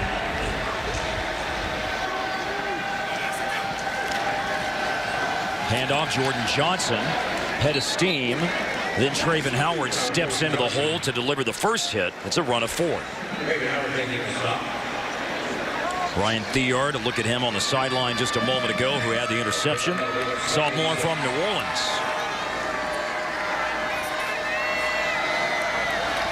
Another run on second down and 6 for Johnson. And Johnson said he envisions himself as a 20-carry per game back this year. Well, not just that. He said he wants to break Walter Payton's rushing record at Jackson State, and he's got it all figured out, the math. Yes, that's why he wants the 20 carries a game. Yeah, he needs the 20 carries to try and catch Sweetness's record. 3,600 yards is his goal. That was the Walter Payton career Jackson State rushing record. Yeah. 477 as a freshman. By comparison, Sweetness Walter Payton had 651 as a freshman at Jackson State in the 70s. Johnson ran for 6 yards in the first 2 snaps of the drive. First charge. And the Tigers will take their first time out of the second half early. The interception on the first play of the second half has Jackson State on offense. Correct. Tony Hughes bringing everyone around to chit-chat. Well, it's an important third down. And that important third down will occur after this timeout on the field. Stay with us for more Fox College Football. Fatheads of Gary Patterson.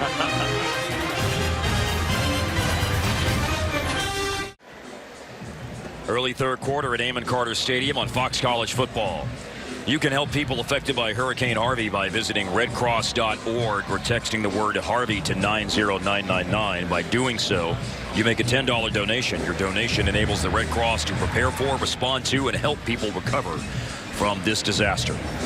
Gary Patterson, of course, helped save a lot of animals. He's got a big animal shelter, and the horses and dogs and pets and the cattle out there that all had to be rescued. And, I mean, every part of that city needs help. The SPCA of Texas among those coordinating donation efforts in that regard. And when we spoke with Gary yesterday, that's a cause that's very, very passionate to him and his wife, Kelsey. And it's Lyles, and Terrell Kennedy was in the backfield in a busted play, and it ends up in a loss of 4 yards. Tonight, Brian, Jackson State's had 2 third downs where they've taken a timeout before the third down, and look what's happened on both of those third downs. Well, Kennedy goes this way, and Lyles goes the other way. There's nobody to pitch the ball to. That can't happen after the timeout. The last timeout, of course, led to the big sack, the fumble, the 28-yard intentional grounding penalty. Yeah. Took him out of field goal range. First drive of the game, for those just tuning in, Jackson State marched right down. They had a 37-yard pass to Javon Floyd. Boy, they can't get lined up right now, and there's all kinds of frustration. Yeah. Running another timeout just to get lined up here on the punt. And that's somebody who I would not want frustrated Fire at the me. snap. Delay a game. Offense. 5-yard penalty. Remains 4th down. Keontre Anderson, who's one of the personal protectors for the punter. Anderson, the preseason SWAC Defensive Player of the Year, the player we noted earlier who led all of college football with 25.5 tackles for loss last year.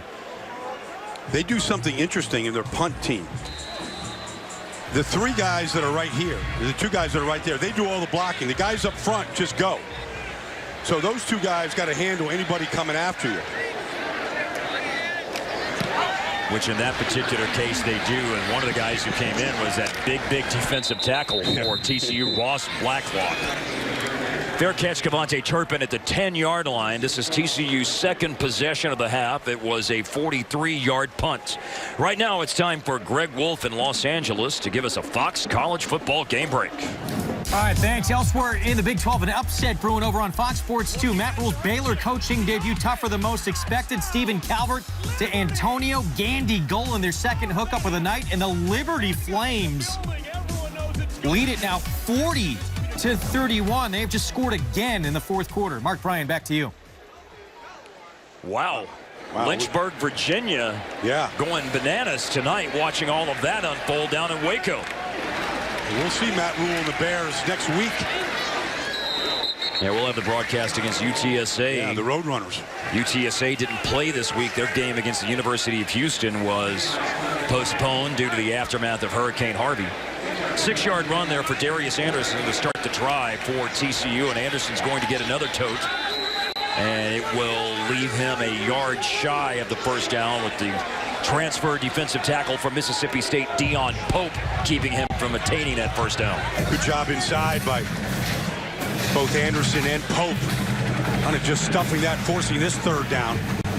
You can bet this ball probably going to come right up the middle again. Third downs in the game. TCU is 3 out of 5. 31. Got Shewo Alanalua in. Alanalua hasn't been a factor getting a touch in the running game tonight until now. On 3rd and 1, he picks up the first down, gain of 3. Good power by Shewo there. 230 pounds. Got stopped behind the line of scrimmage, but pushed it forward.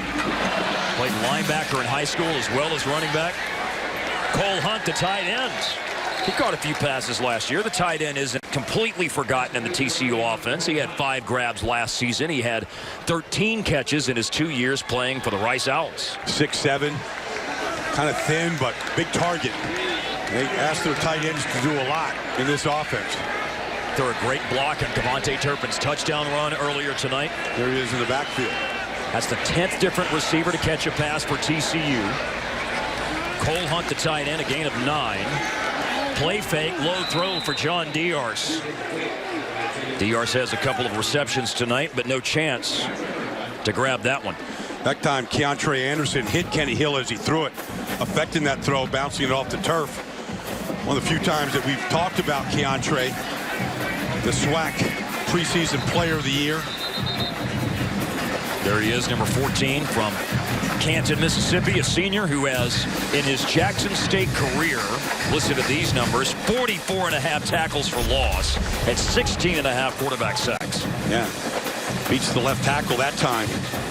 No boom.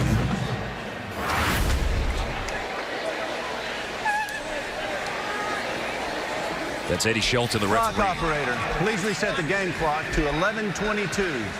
11:22. Thank you. An addition of 27 seconds from where it stands now. I talked to Keontre down the field before the game. He met me with a big smile, big, good-looking kid. Yeah. You know, good-looking athlete. Probably the best left tackle he'll see all season long is in front of him, Noteboom, the senior from Plano. 27th start tonight. He started at both tackle positions in his time at TCU. And just a downhill run on 3rd and short again for Shewo Olanolua. First down picked up again. You know, one thing Gary Patterson told us about this TCU team, they only had 8 seniors a year ago. This year they've got 21. Much more veteran team. Ty Slanina on the right side. On the high hurdles, Ty Slanina goes airborne to miss a couple of tackles, or to escape a couple of tackles, and force misses on said tackles, and that's 12 yards and another first down. I said earlier that Kenny Hill's got a ton of talent around him, and they've got so much depth at wide receiver. Slanina, who leads, has more correct receptions than anybody in history here on the team. Let me say that right. He's got the most receptions of any player on this team right now in his career. Austin getting involved in the offense right now. Second catch for Jalen Austin. And that's his first catch since the first throw of the game. Tripped up on the run. Darius Anderson thought he had more out in front of him. You see him slam the turf in disgust. But it does keep the sticks moving. The 4th first down of the drive. This is a long, methodical drive. Not what we're accustomed to seeing out of the quick strikes of TCU tonight. They moved from their own 10 to the 37. Here's the 10th play of the drive. It is going to be the last play of the drive because it's a laser throw on the money to Des White, and he will run it in for the touchdown. There is the quick strike on the drive.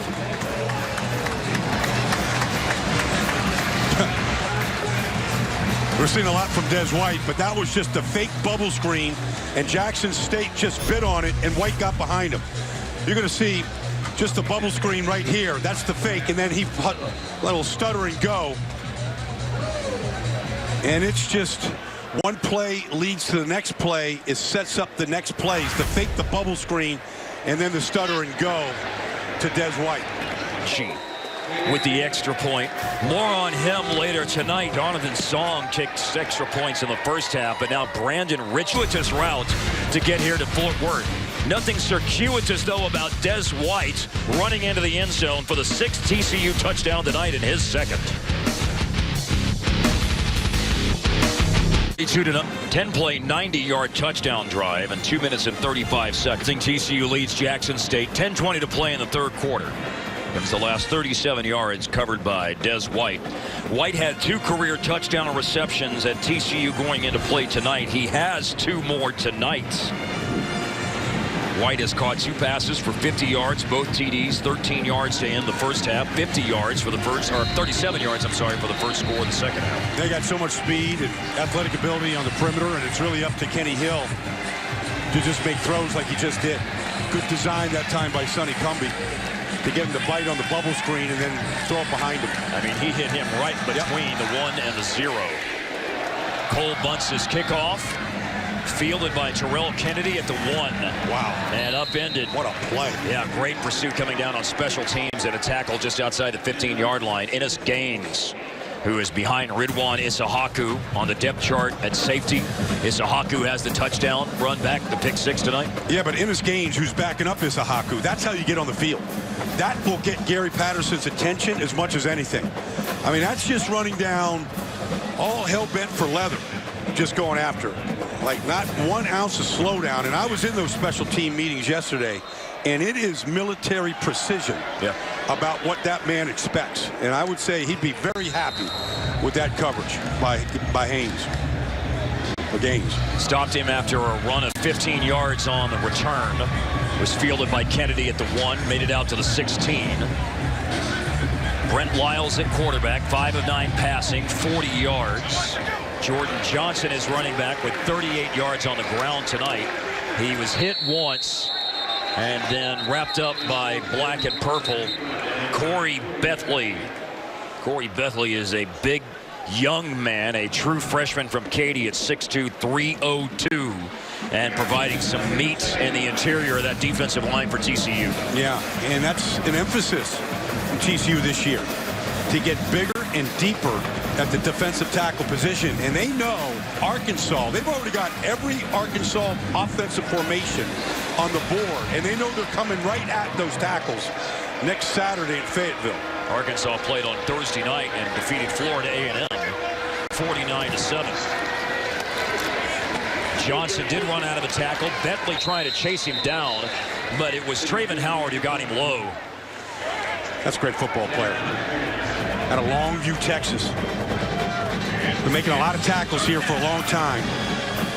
Try to make it a third straight year of 100-plus tackles. Extremely consistent. All he needs is 81 this year, and he will pass his position coach, linebacker coach Jason Phillips, for the most tackles by a TCU player in the Patterson era.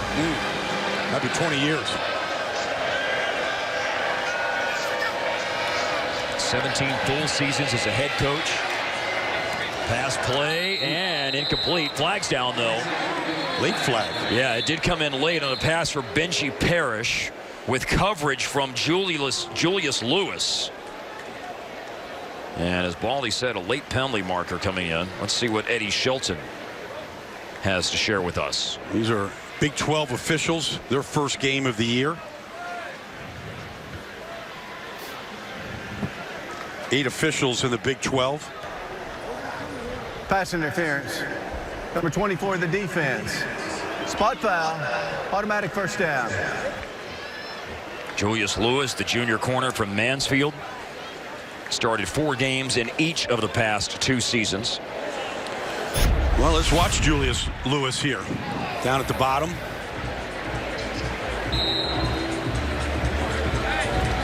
Yeah. Look like he got him on the outside. Maybe pulled him a little bit, and you commit a penalty in front of Gary Patterson. You might have to go off on the sideline, get a little water before you get back out there. Only 2 penalties committed by TCU tonight. They averaged 7 penalties for 61 yards a game last year.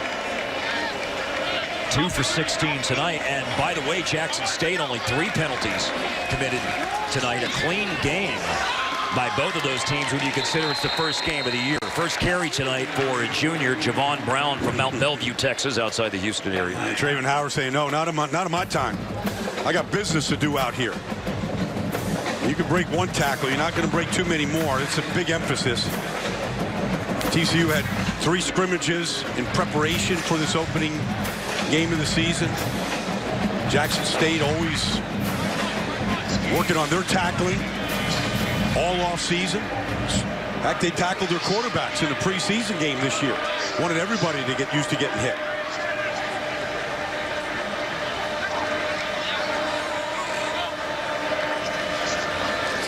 Now it's a keeper. Matt Boson with the tackle, and it's like Jordan Williams has come in, by the way, at quarterback for Jackson State. Yep. Third quarterback. We said we might see all 4. Jordan Williams, junior out of Memphis, real dual threat type player. Pulled that ball out of the belly of the back and took off with it.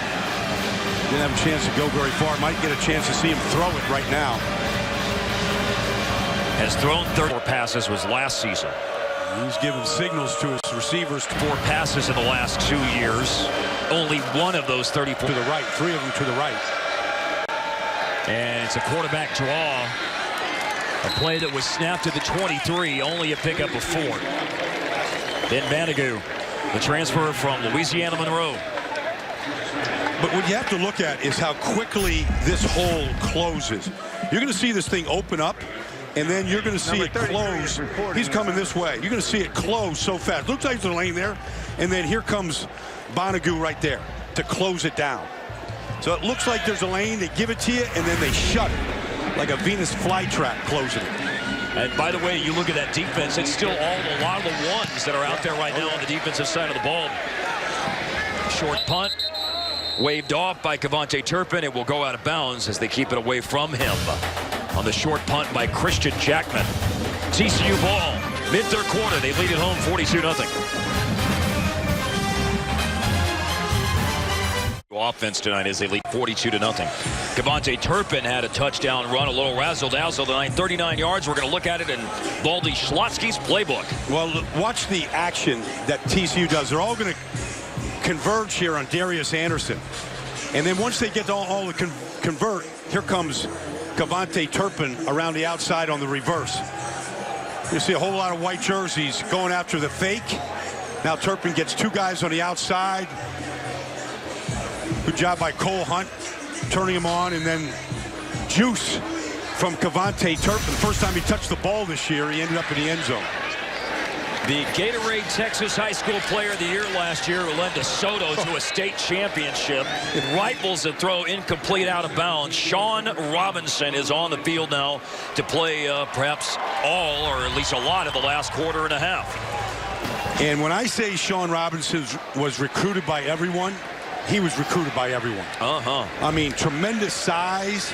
You just saw the arm strength. It was a little wild fastball, but it's got some hot mustard on it. This drive for him, and TCU starts at the 44, their own end.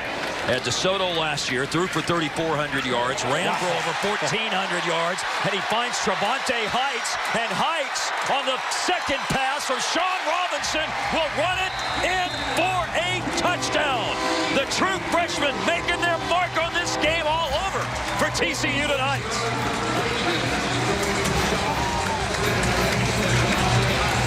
I said he had some mustard in that first throw. This was a rifle shot. It was as crisp a throw as you're going to get, because it had to be. The coverage was good. Brian, they've got a baseball team that's gone to Omaha 4 straight years here at TCU. I know where you're going. And those guys would appreciate that heater thrown by Sean Robinson. That's Kenny Hill giving him a little bit of love right there. Jonathan Song is back in to kick this extra point after the last one was booted in by Brandon Ritchie. Trevante Heights caught one pass for 42 yards last year. His first catch of 2017 is for 56 yards from DeSoto true freshman Sean Robinson. 49-0 to lead.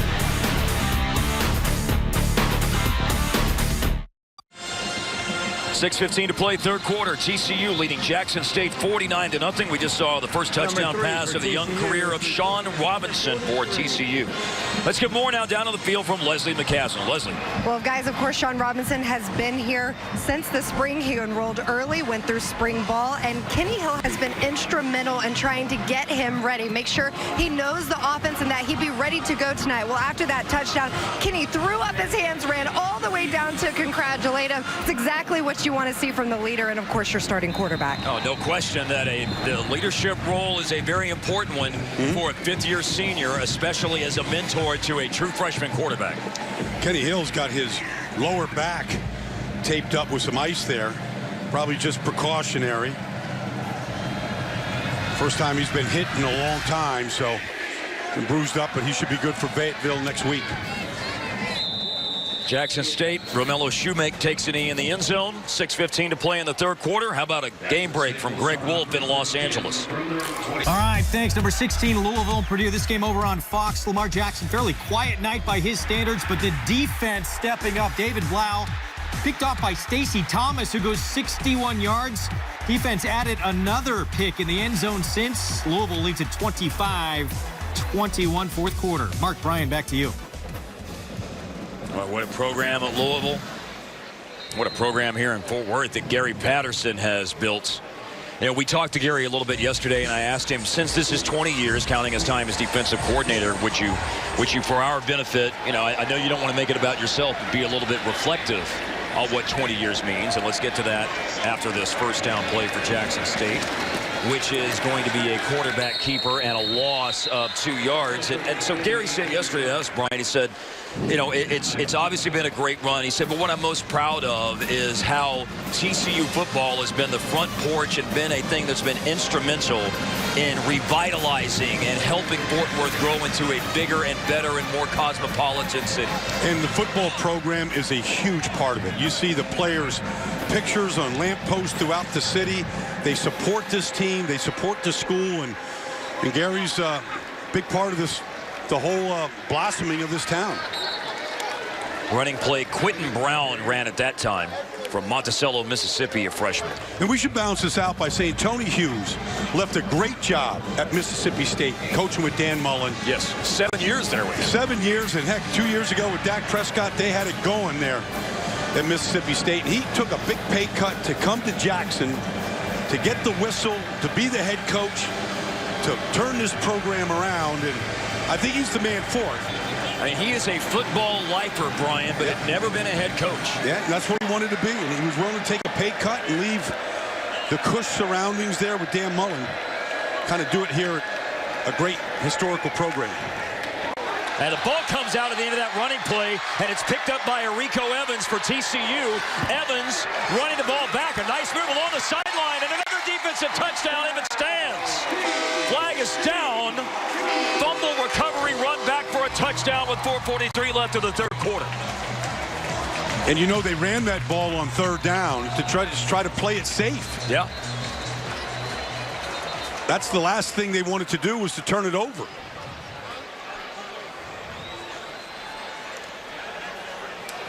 Rico Evans stepping into a lot of responsibility as a starting linebacker. 20 games the last 2 seasons, but in a backup role, only 10 tackles. He was a high school quarterback, and Gary Patterson likes that aspect. Looks like this is coming back.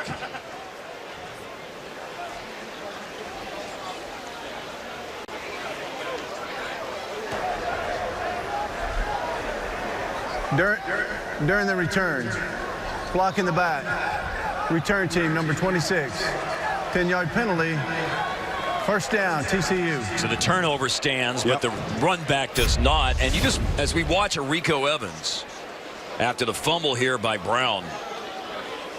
Oh, man, he just gave it up. Yeah. First lost fumble of the night for the Tigers. Second turnover. Well, you see this defense wants to be a scoring defense this year. You know, I thought it was really interesting what Gary told us yesterday, Brian, about the reason why TCU's been so successful, part of it, of turning offensive players in high school into great defensive players. And he said offensive players understand schemes. Yeah. They're coached to schemes and systems in high school, and we like to bring players like that and then put them on the defensive side of the ball here. They've got 3 guys starting on defense that were high school quarterbacks. You know, he likes quarterbacks because they had to know everything, and they had to be smart. And then he uses that intelligence and their athletic ability to become good defensive players. I mean, the center of the universe when you watch a TCU walkthrough is the ones on defense. Yes. That's who's got the head coach's attention. That's who is the focus of a lot of the game plan, the last-minute scouting reports that they go through. That man can coach him some defense. Yeah. He coaches every position. He coaches every single position in his meetings, special teams, everybody's assignment. Got a couple new coaches this year. After Curtis further Looper. discussion, there is no foul on the play. The ruling on the field, touchdown. Wow. We'll put those 6 back on the board for TCU and specifically for Rico Evans. Well, I guess somehow they took the block in the back away. And the Frogs get their second defensive touchdown of the evening. Coupled with the 53-yard INT run back by Ridwan Isahaku.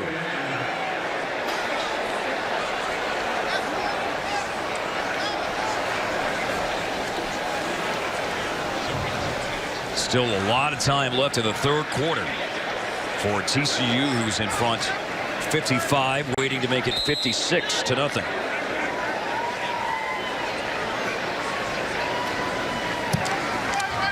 Since 2014, this is the 12th 50-point game for TCU, which ties for tops in college football. Ball's just going to be laid on the ground, and there's definitely a block in the back that time. It's tumbling into Rico Evans. He just sees it, picks it up on the bounce. There it is. I mean, there's the block in the back, but that's Jackson State blocking in the back. So that's what they saw. They saw the block in the back from Jackson State, and really all TCU had to do eventually was just decline the penalty and take the score.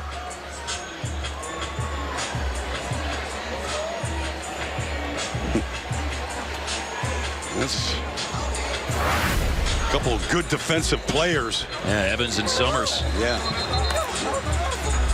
For TCU, number 3 is reporting as number 43.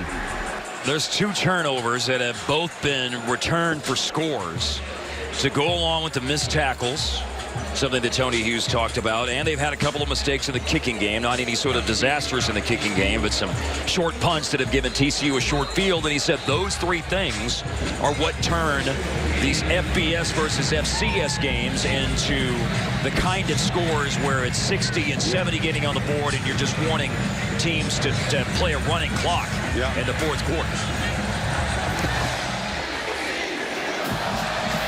Line drive kick by Cole Bunce, and it will go out of bounds a couple of yards before it reached the pylon. So pretty good field position for Jackson State. It is. 4 kickers were in competition for TCU this year. Free kick out of bounds. Kicking team. Ball will be placed on the 35-yard line. First down. Let's look at the Principal Financial Tractor game summary. 56-0. Kenny TCU Hill leads. Kenny Hill completed his first 8 passes of the game. Had a couple misses there, but Des White with 2 touchdowns. See Jackson State just struggling here, just averaging a yard per play right now. And that's just the speed of TCU all across the board. Gary Patterson thought that this might have a chance to be the fastest team that he's ever had. It's on display tonight. Yeah, with the big plays they've had on offense and the scores on defense, I'm not going to spend 1 second arguing that point. No doubt about that. That's Kylan Ritchie from Cedar Hill. Great high school program just south of Dallas. That time Ennis Gaines came from his safety position. He did exactly what you're supposed to do. You go as fast as you can for the outside leg of the defender. If he makes you miss, the help should be coming from the inside out, and that's who made the tackle. The tackle of Kylan Ritchie. The pass play for 3 yards. Jordan Williams with his first pass attempts in the time that he's been playing quarterback here in the 3rd quarter. The 3rd QB to play tonight for Jackson State. This is 2nd down and officially 6. And a surge up the middle by Keyshawn Harper. Man, L.J. Collier on that tackle. Guy that's played both inside and outside on the defensive line.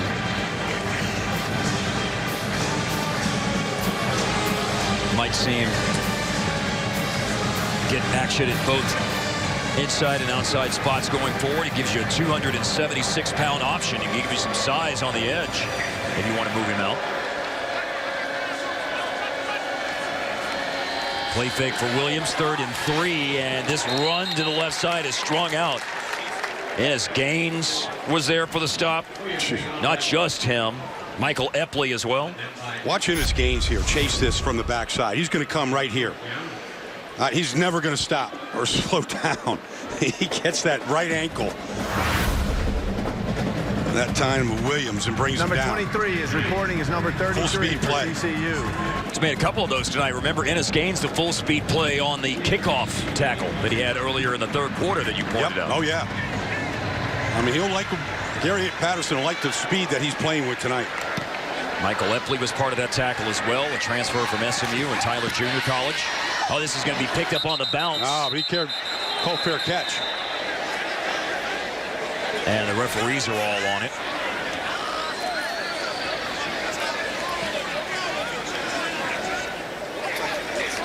.235 left in the 3rd quarter. Gary's giving him, you can't do that. You can't call fair catch and take off with it. You're going to let him know right now. That's not going to happen again.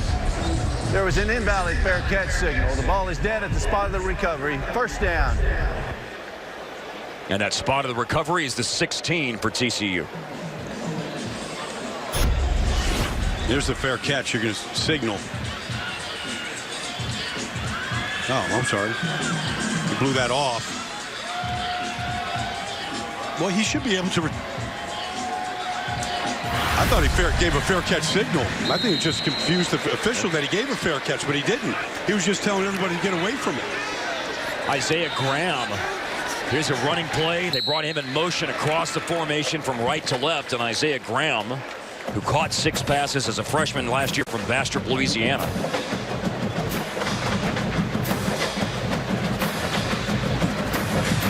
Graham runs that for 7 yards. Late third quarter, Sean Robinson is the new quarterback for TCU. Threw a pass on the last drive of 56 yards for a touchdown to Trevante Heights. Second pass attempt of his career. We saw score a touchdown. We saw Kennedy Snell score a touchdown on the first touch of his college career. Jalen Rager almost did that tonight for TCU. Jarrison Stewart with a catch and a run out of bounds for TCU. A first down is Stewart. That should be his first catch. That is now 12 different receivers. Don't forget about Heights catching a touchdown earlier in the third quarter as well. Watch Keontre Anderson here.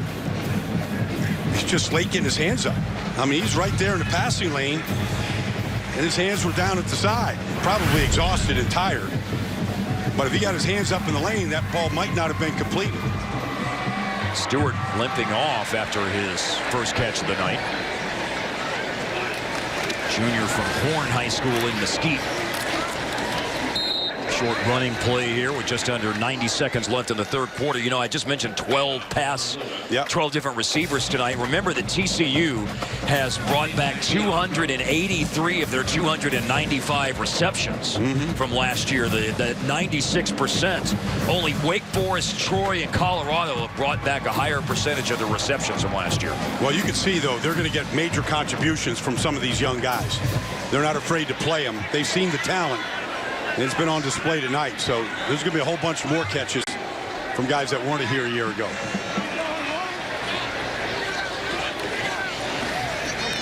Shewo Olanolua, and that's a 225-pound running back.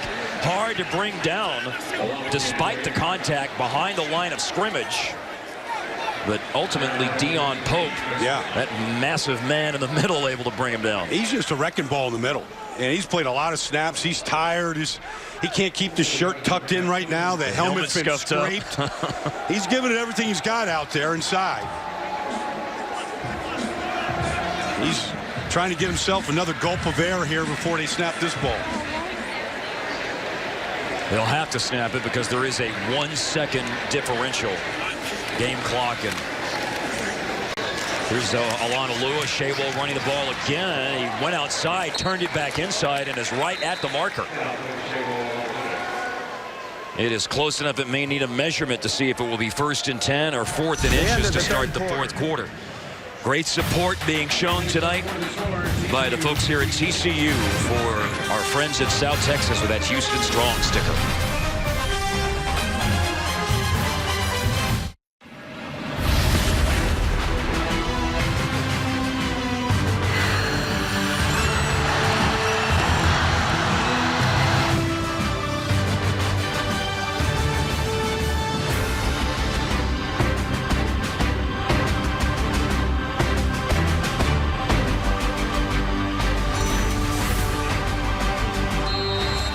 TCU outgained Jackson State 174-18 in the third quarter. They lead the game tonight 56-0. Mark Followell, Brian Baldinger, Leslie McCaslin at Amon G. Carter Stadium in Fort Worth. Fourth quarter is underway. Running play for Kennedy Snell, Malik Hamner, a junior defensive end from Tuscaloosa, Alabama, with a stop for the Jackson State Tigers. Think about this for TCU right now, Mark. They've got Sean Robinson at quarterback, Kennedy Snell at running back, 2 freshmen. Just playing in local high school football that is just such king here in Texas. Big night opening for high school footballs locally, just all over the TV screens all night long. These kids were playing for high school pride just a year ago. Pass play to the right side. Nice block. Oh, and what a hit. What a hit by Brandon Maiden delivered against the aforementioned Kennedy Snell. Man, it's good to see Kennedy Snell get right up, but let's listen to it.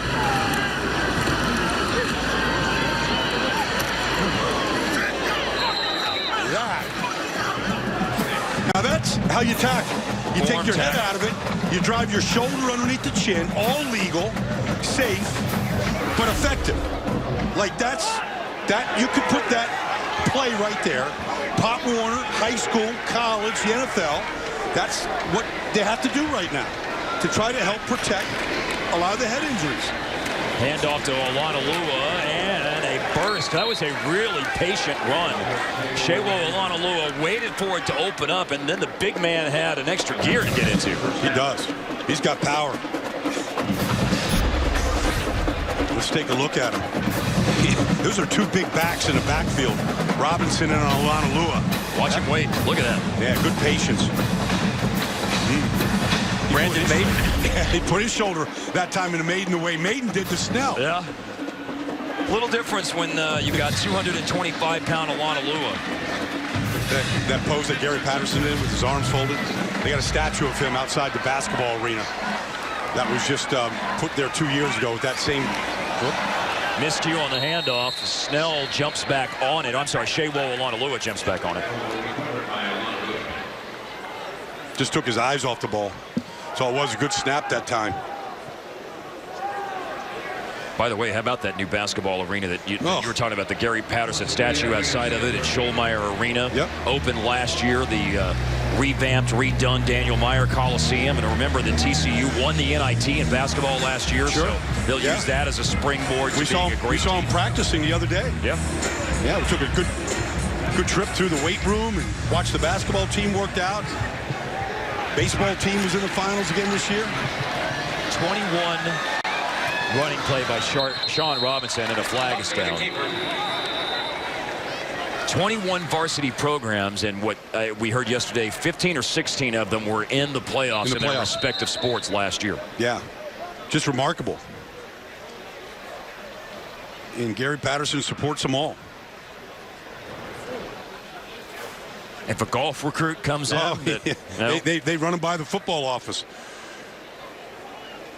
A soccer recruit comes in, they run him by the football office to see Coach B. You want to be around a winner. A guy that's been here for 20 years and seen this town and this school just gain in prominence. Personal foul. Illegal block below the waist. Offense, number 38. 15-yard penalty from the end of the run. Clock operator, please set the game clock to 12:02. Dathan Davis.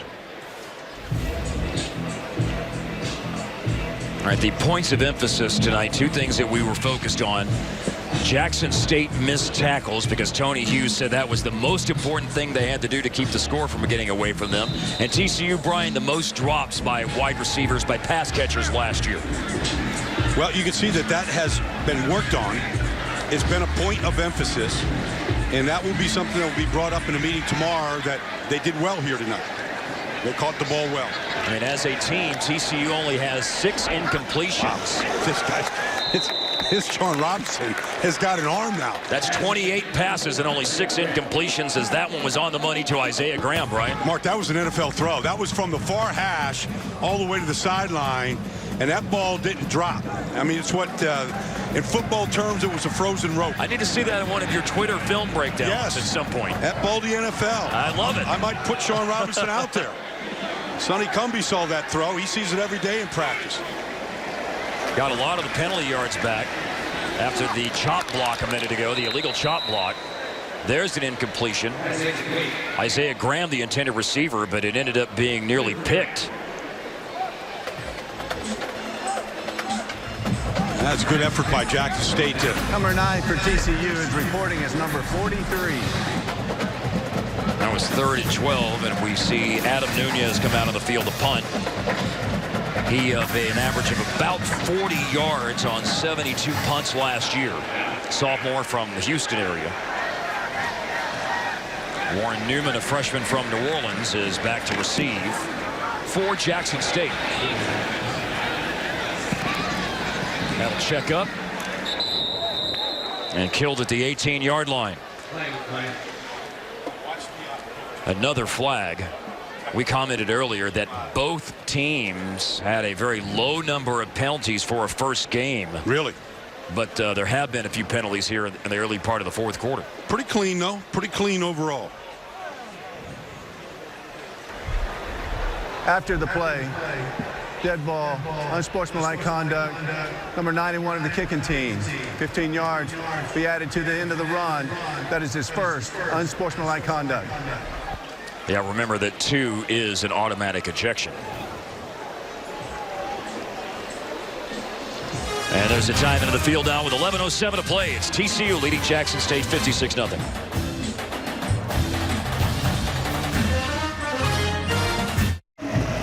Welcome back to Fort Worth, where the Horned Frogs lead Jackson State 56-0 here in the fourth quarter. Well, TCU was one of the very first college campuses to get what's called a cryo sauna. If you're not familiar with that, basically it's like a big freezer. It's something that athletes can use after they work out to refresh themselves and to, I don't know, relax a little bit. I don't know how you relax in this, though, guys. I tried this out yesterday. Negative 260 degrees. You do it for 3 minutes. I asked how much longer. They said 4 seconds, and I went, yes, I made it through. I even got to sign the wall. But they've had Kobe Bryant, Rangers players, tons of athletes come to use this over the years. We're in the Dallas-Fort Worth area. It really is a cool thing, and there are some people that swear by it. But I tell you what, this Texas girl does not like to be cold, and that might be the first and only time I plan on doing that. I don't know. Leslie looked like she really enjoyed that, Brian. I thought she was chilling out. Yeah. I mean, she was kind of goose pimpling in her arms. I saw that, but she said it was something. It worked. It created more brain power when she came out of that. Really? Is that what it did? I'm smarter down here today. You're smarter of the today, cryo Leslie. chamber. Yes. Awesome. By the way, Tony Hughes and offensive coordinator Chad Germany for Jackson State, they did not lie to us this week when they said there was a chance 4 quarterbacks would play. Yes, here we go. 4 competed for the job in fall camp, and the 4th is Tavis Williams from Gulfport, Mississippi, a freshman who has come on to the field here late in the 4th quarter. That's a philosophical thing from Tony Hughes. He believes in playing a lot of players. They practice, they're giving up their time, they're student athletes, give them a chance to play. And who knows, maybe Tavis Williams will be a guy that they're going to really count on as the season goes on. He's a dual threat quarterback. He'll step up in the pocket. Runs to the 40-yard line. Gain of 4 on a scramble. From Gulfport, Mississippi, where I once had probably the best po' boy sandwich of my entire life many years ago. You could get those down there. There's some things that you can only get, you know, in the deep south. Yeah. And a po' boy is one of them. Here I am 2 decades later remembering that sandwich at Gulfport, Mississippi. Well, that was a good sandwich. We're just still talking about it. There ain't no doubt. Adrian Salazar will punt this time for Jackson State. So Tavis Williams starts to get a little bit of seasoning. A 3-and-out drive. The 4th different Jackson State quarterback to play tonight as we approach the 9-minute mark. Fair catch for Des White. And there is a timeout on the field. Des White has 2 of the touchdowns tonight for TCU as they built up a 56-0 lead.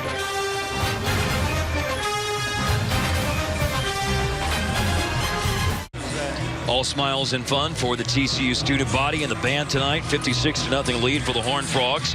9 minutes to play. There's Jackson State running back Jordan Johnson, who did supply tonight's Bass Pro Shops catch of the game. This is the opening drive of the game. Just a tap, and a catch as he gets blown up. Good concentration. Got the feet in bounds. That was the opening drive where Jackson State looks like they were ready to shock the Frogs. The play that ended that drive was 3rd and goal at the 7. Yep. Ranthony Tejada came in off the edge and knocked the ball away from Brent Lyles, the quarterback. Lyles did pick it up, Baldy, and tried to throw the ball away, but was called for intentional grounding because there was no receiver in the area and the ball didn't get back to the line of scrimmage. It was a 28-point penalty. Yeah. A 28-yard penalty. Yep. And a loss of down. Yeah. And then they went for it on 4th down. They faked the punt. Had an incomplete pass, and he gave TCU great field position. Rico Evans, who had that tackle on the catch of the game by Jordan Johnson, he went on later to score a defensive touchdown on a fumble return. Oh, look at the moves by Kennedy Snell.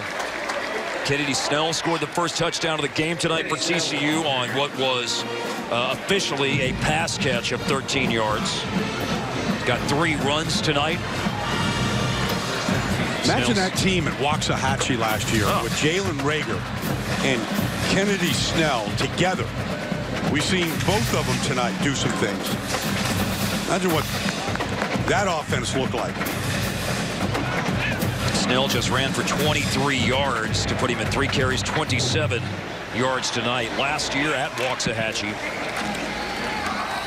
Here's Robinson running it, and Robinson, the quarterback, keeping it, and the big guy, and quarterback's got speed. He's got wheels. A scramble all the way down to the 10. Great play fake that time by Sean Robinson to the freshman, Kennedy Snell.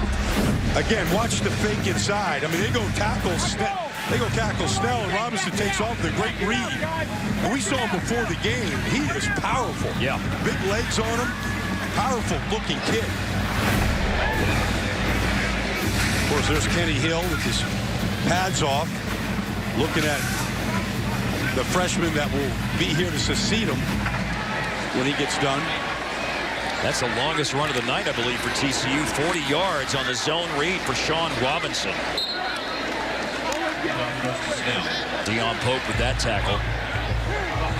And Kenny Hill, a fifth-year senior. Brian Robinson, a freshman. I know there's concern for TCU that recruit Justin Rogers, who's from Bossier City Parkway High School, a quarterback, suffered a dislocated knee in a game last night. There was no further word on the severity of the injury, but it was a bad-looking injury if you saw the video on Twitter last night of the dislocated knee for the TCU recruit Justin Rogers. Here's Keontre Anderson, who we've talked a great deal about tonight. He's still on the field. A young man like Keontre Anderson gets a chance to play at Amy Carter Stadium. Stay out till the end. Here's a pass play and a touchdown to Dylan Thomas. Dylan Thomas, local from Pascal High School in Fort Worth, finds the end zone. The sophomore who only caught 3 passes last year. Well, it's just a big difference in speed all the way around.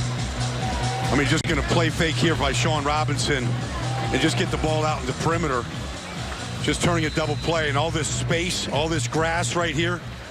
I mean, these guys can, I mean, they all can dance, you know, they all can pick them up and put them down. Kenny Hills and Sean Robinson, they got a ton of talent on the outside of this team. Receivers galore is what TCU has available to them. Flag is down on the extra point. Another extra point made by Jonathan Song, by the way. Offsides. Number 14, defense, moved into the neutral zone. Penalties decline. Try is good. Dylan Thomas, the 14th different receiver to catch a pass tonight for TCU. And it is a touchdown to stretch the lead to 63-0.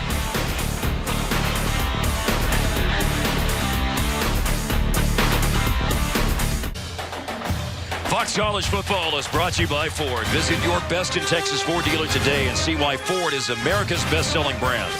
By Coyote Tractor. Find a dealer at coyotetractor.com. And by Schlotsky. Schlotsky's oven-toasted and bold-flavored sandwiches. Go with your gut.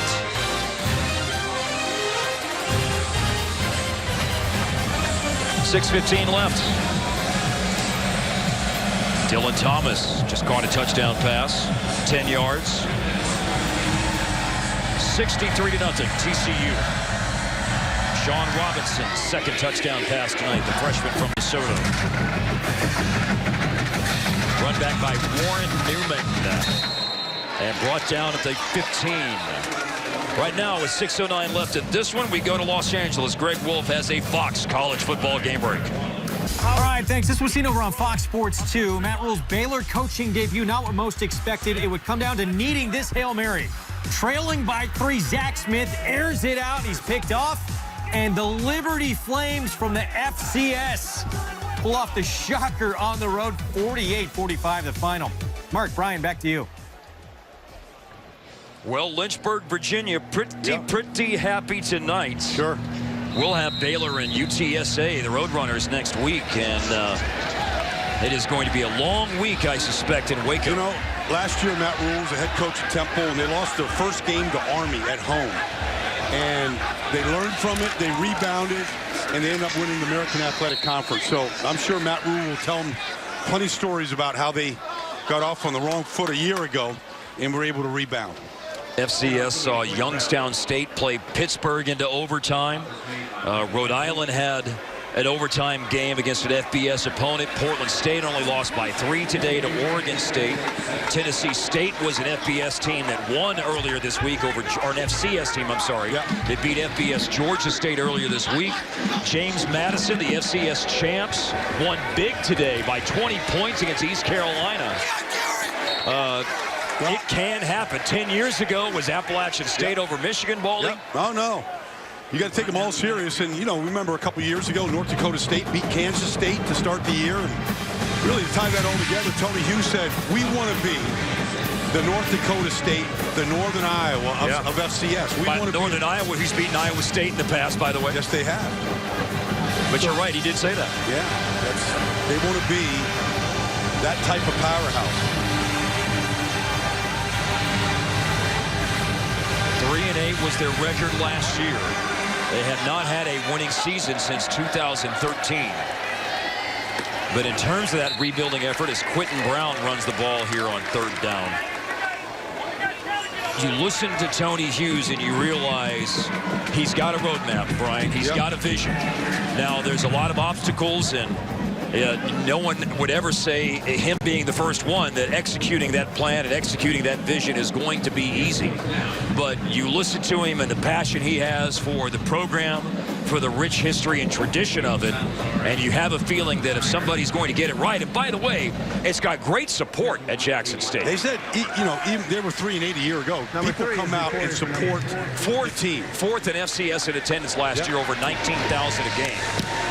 Baldy, from 1987 to 2007, they had 20 years where 13 of those 20 years, they were #1 in FCS in attendance. Yeah. Well, if you're turning around, it helps when you got that kind of support.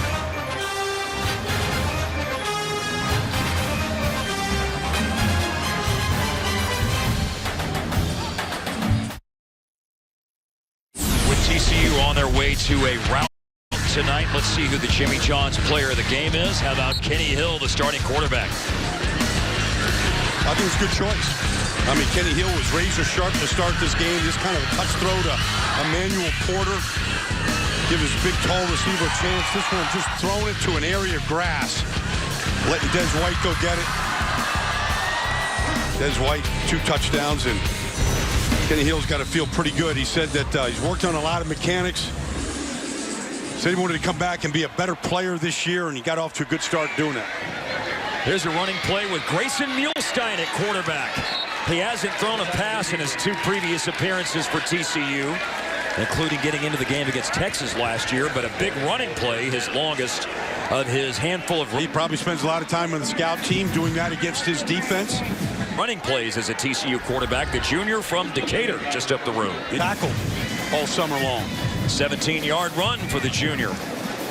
The number 3 on the depth chart behind Kenny Hill and Sean Robinson. Stacy Boyd is in at running back. By the way, Kenny Hill completed his first 8 passes tonight before he had an incompletion. Boyd will run the ball, and he is wrapped up and thrown down by Khalil Johnson, a sophomore defensive end from Jackson, Mississippi. Not only did Kenny Hill have a very efficient night at quarterback, but Sean Robinson went 5 of 7, 94 yards, 2 touchdowns. Doing his Steph Curry imitation with his mouth guard. Yeah, that's right. Got that going on. He's got a good arm, a rocket arm, and sometimes you don't know, you hear about these things about kids, but till you see it, when it comes out of their hands, the ball comes out. I mean, he's got a rocket now. Now 3 runs for 43 yards as well. Muehlstein running again. He's already run for 17 yards. And the long strides of the 6'4 quarterback, Muehlstein, brought down short of the 30. Big game next Saturday for the Frogs in Fayetteville, Arkansas. Beaten by him last year in double overtime. Home against SMU. Always a battle here. between the Dallas School and TCU and Oklahoma State. Rolled big to get their season started. Mike Gundy's got another good team there in Stillwater. Beat Tulsa on Thursday night. Yeah.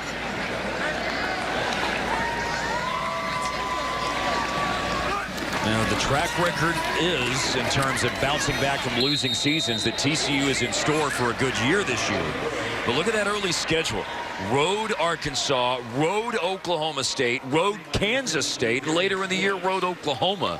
Their toughest games in the conference are all going to be trips away from Amon G. Carter Stadium. It's true, but next week is what Gary Patterson's whole objective and emphasis is to go into Arkansas. He didn't want to give the Razorbacks anything tonight in this game.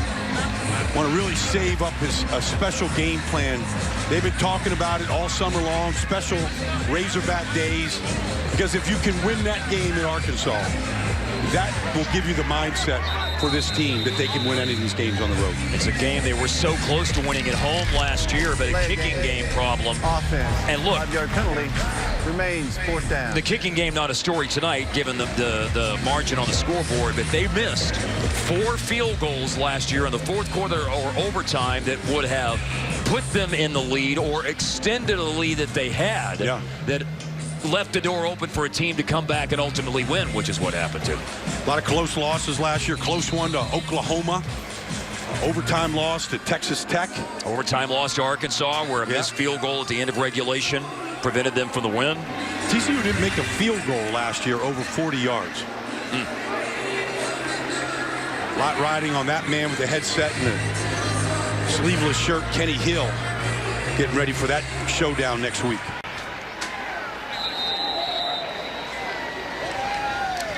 All right. Timeout taken here by TCU. First charge timeout of the half. No matter what the score of the game, how much time, and which guys, no matter how deep they are on the depth chart, doesn't matter who's on the field. You don't win 150 games if you're not coaching until the end, and Gary Patterson is about to make it 150 wins at TCU. Nice even round number, isn't it? 150. Yeah. When he first came here, there was no guarantee that this was going to continue football at TCU. They were talking about shutting the program down. After a 1-10 year, Dennis Francione became the head coach with Gary Patterson, part of that staff, moving here from New Mexico. Gary was telling us when he was at Sonoma State, they had to do everything. They had no money. They built the press box. Yes, and by built, the coaches got up there with the belt sander. Yeah, they were hammering nails building the press box. You appreciate your success when you've gone through something like what Gary Patterson has. And he's got a lot of those type of stories. 4th down running play for Muhlstein. Takes a knee. And 61 seconds remaining as it will go back to Jackson State. Jackson State, we talked about this earlier. They've got the Southern Heritage Classic next week. Huge game. Huge history. And the history of that game is so interesting. Tennessee State, that coach left Jackson State. They took the mascot, the colors, the nickname. They all took it to Tennessee State. And they've been ticked off about it ever since. And Tennessee State's dominated that rivalry, winning the last 5 and 12 of the last 14. They play that game at the Liberty Bowl in Memphis, and an excess of 40,000 people, usually what you can expect to see at that game. You know, and for Tony Hughes, they've got about a 6.5-hour bus ride right down I-20. They get on I-20 right outside of here, Fort Worth, and they go straight east for 437 miles. Yeah. You know, that's going to be a long road home. A lot of tired ball players. I think when Gary Patterson takes that visor off, it's the haze in the barn. This one's done. Takes the gum out of the mouth. He's been working that gum for the last 3.5 straight hours. Gum out, visor off. Might have a chance to relax for a second. But not much time to relax. Prep for a big game is at hand next week. Jackson State a knee for the final play from scrimmage in the game, and Brian, TCU starts out 2017 the way they wanted to with a dominating win. Well, it was 150th win for that man, Gary Patterson, as he congratulates Tony Hughes and Cavante Turpin, Kenny Hill, some of the stars for TCU tonight. To be expected, but they still went out and did it. Good sportsmanship here. Respecting Jackson State and the great history that they still present. Turning out so many great NFL players and Hall of Fame players. And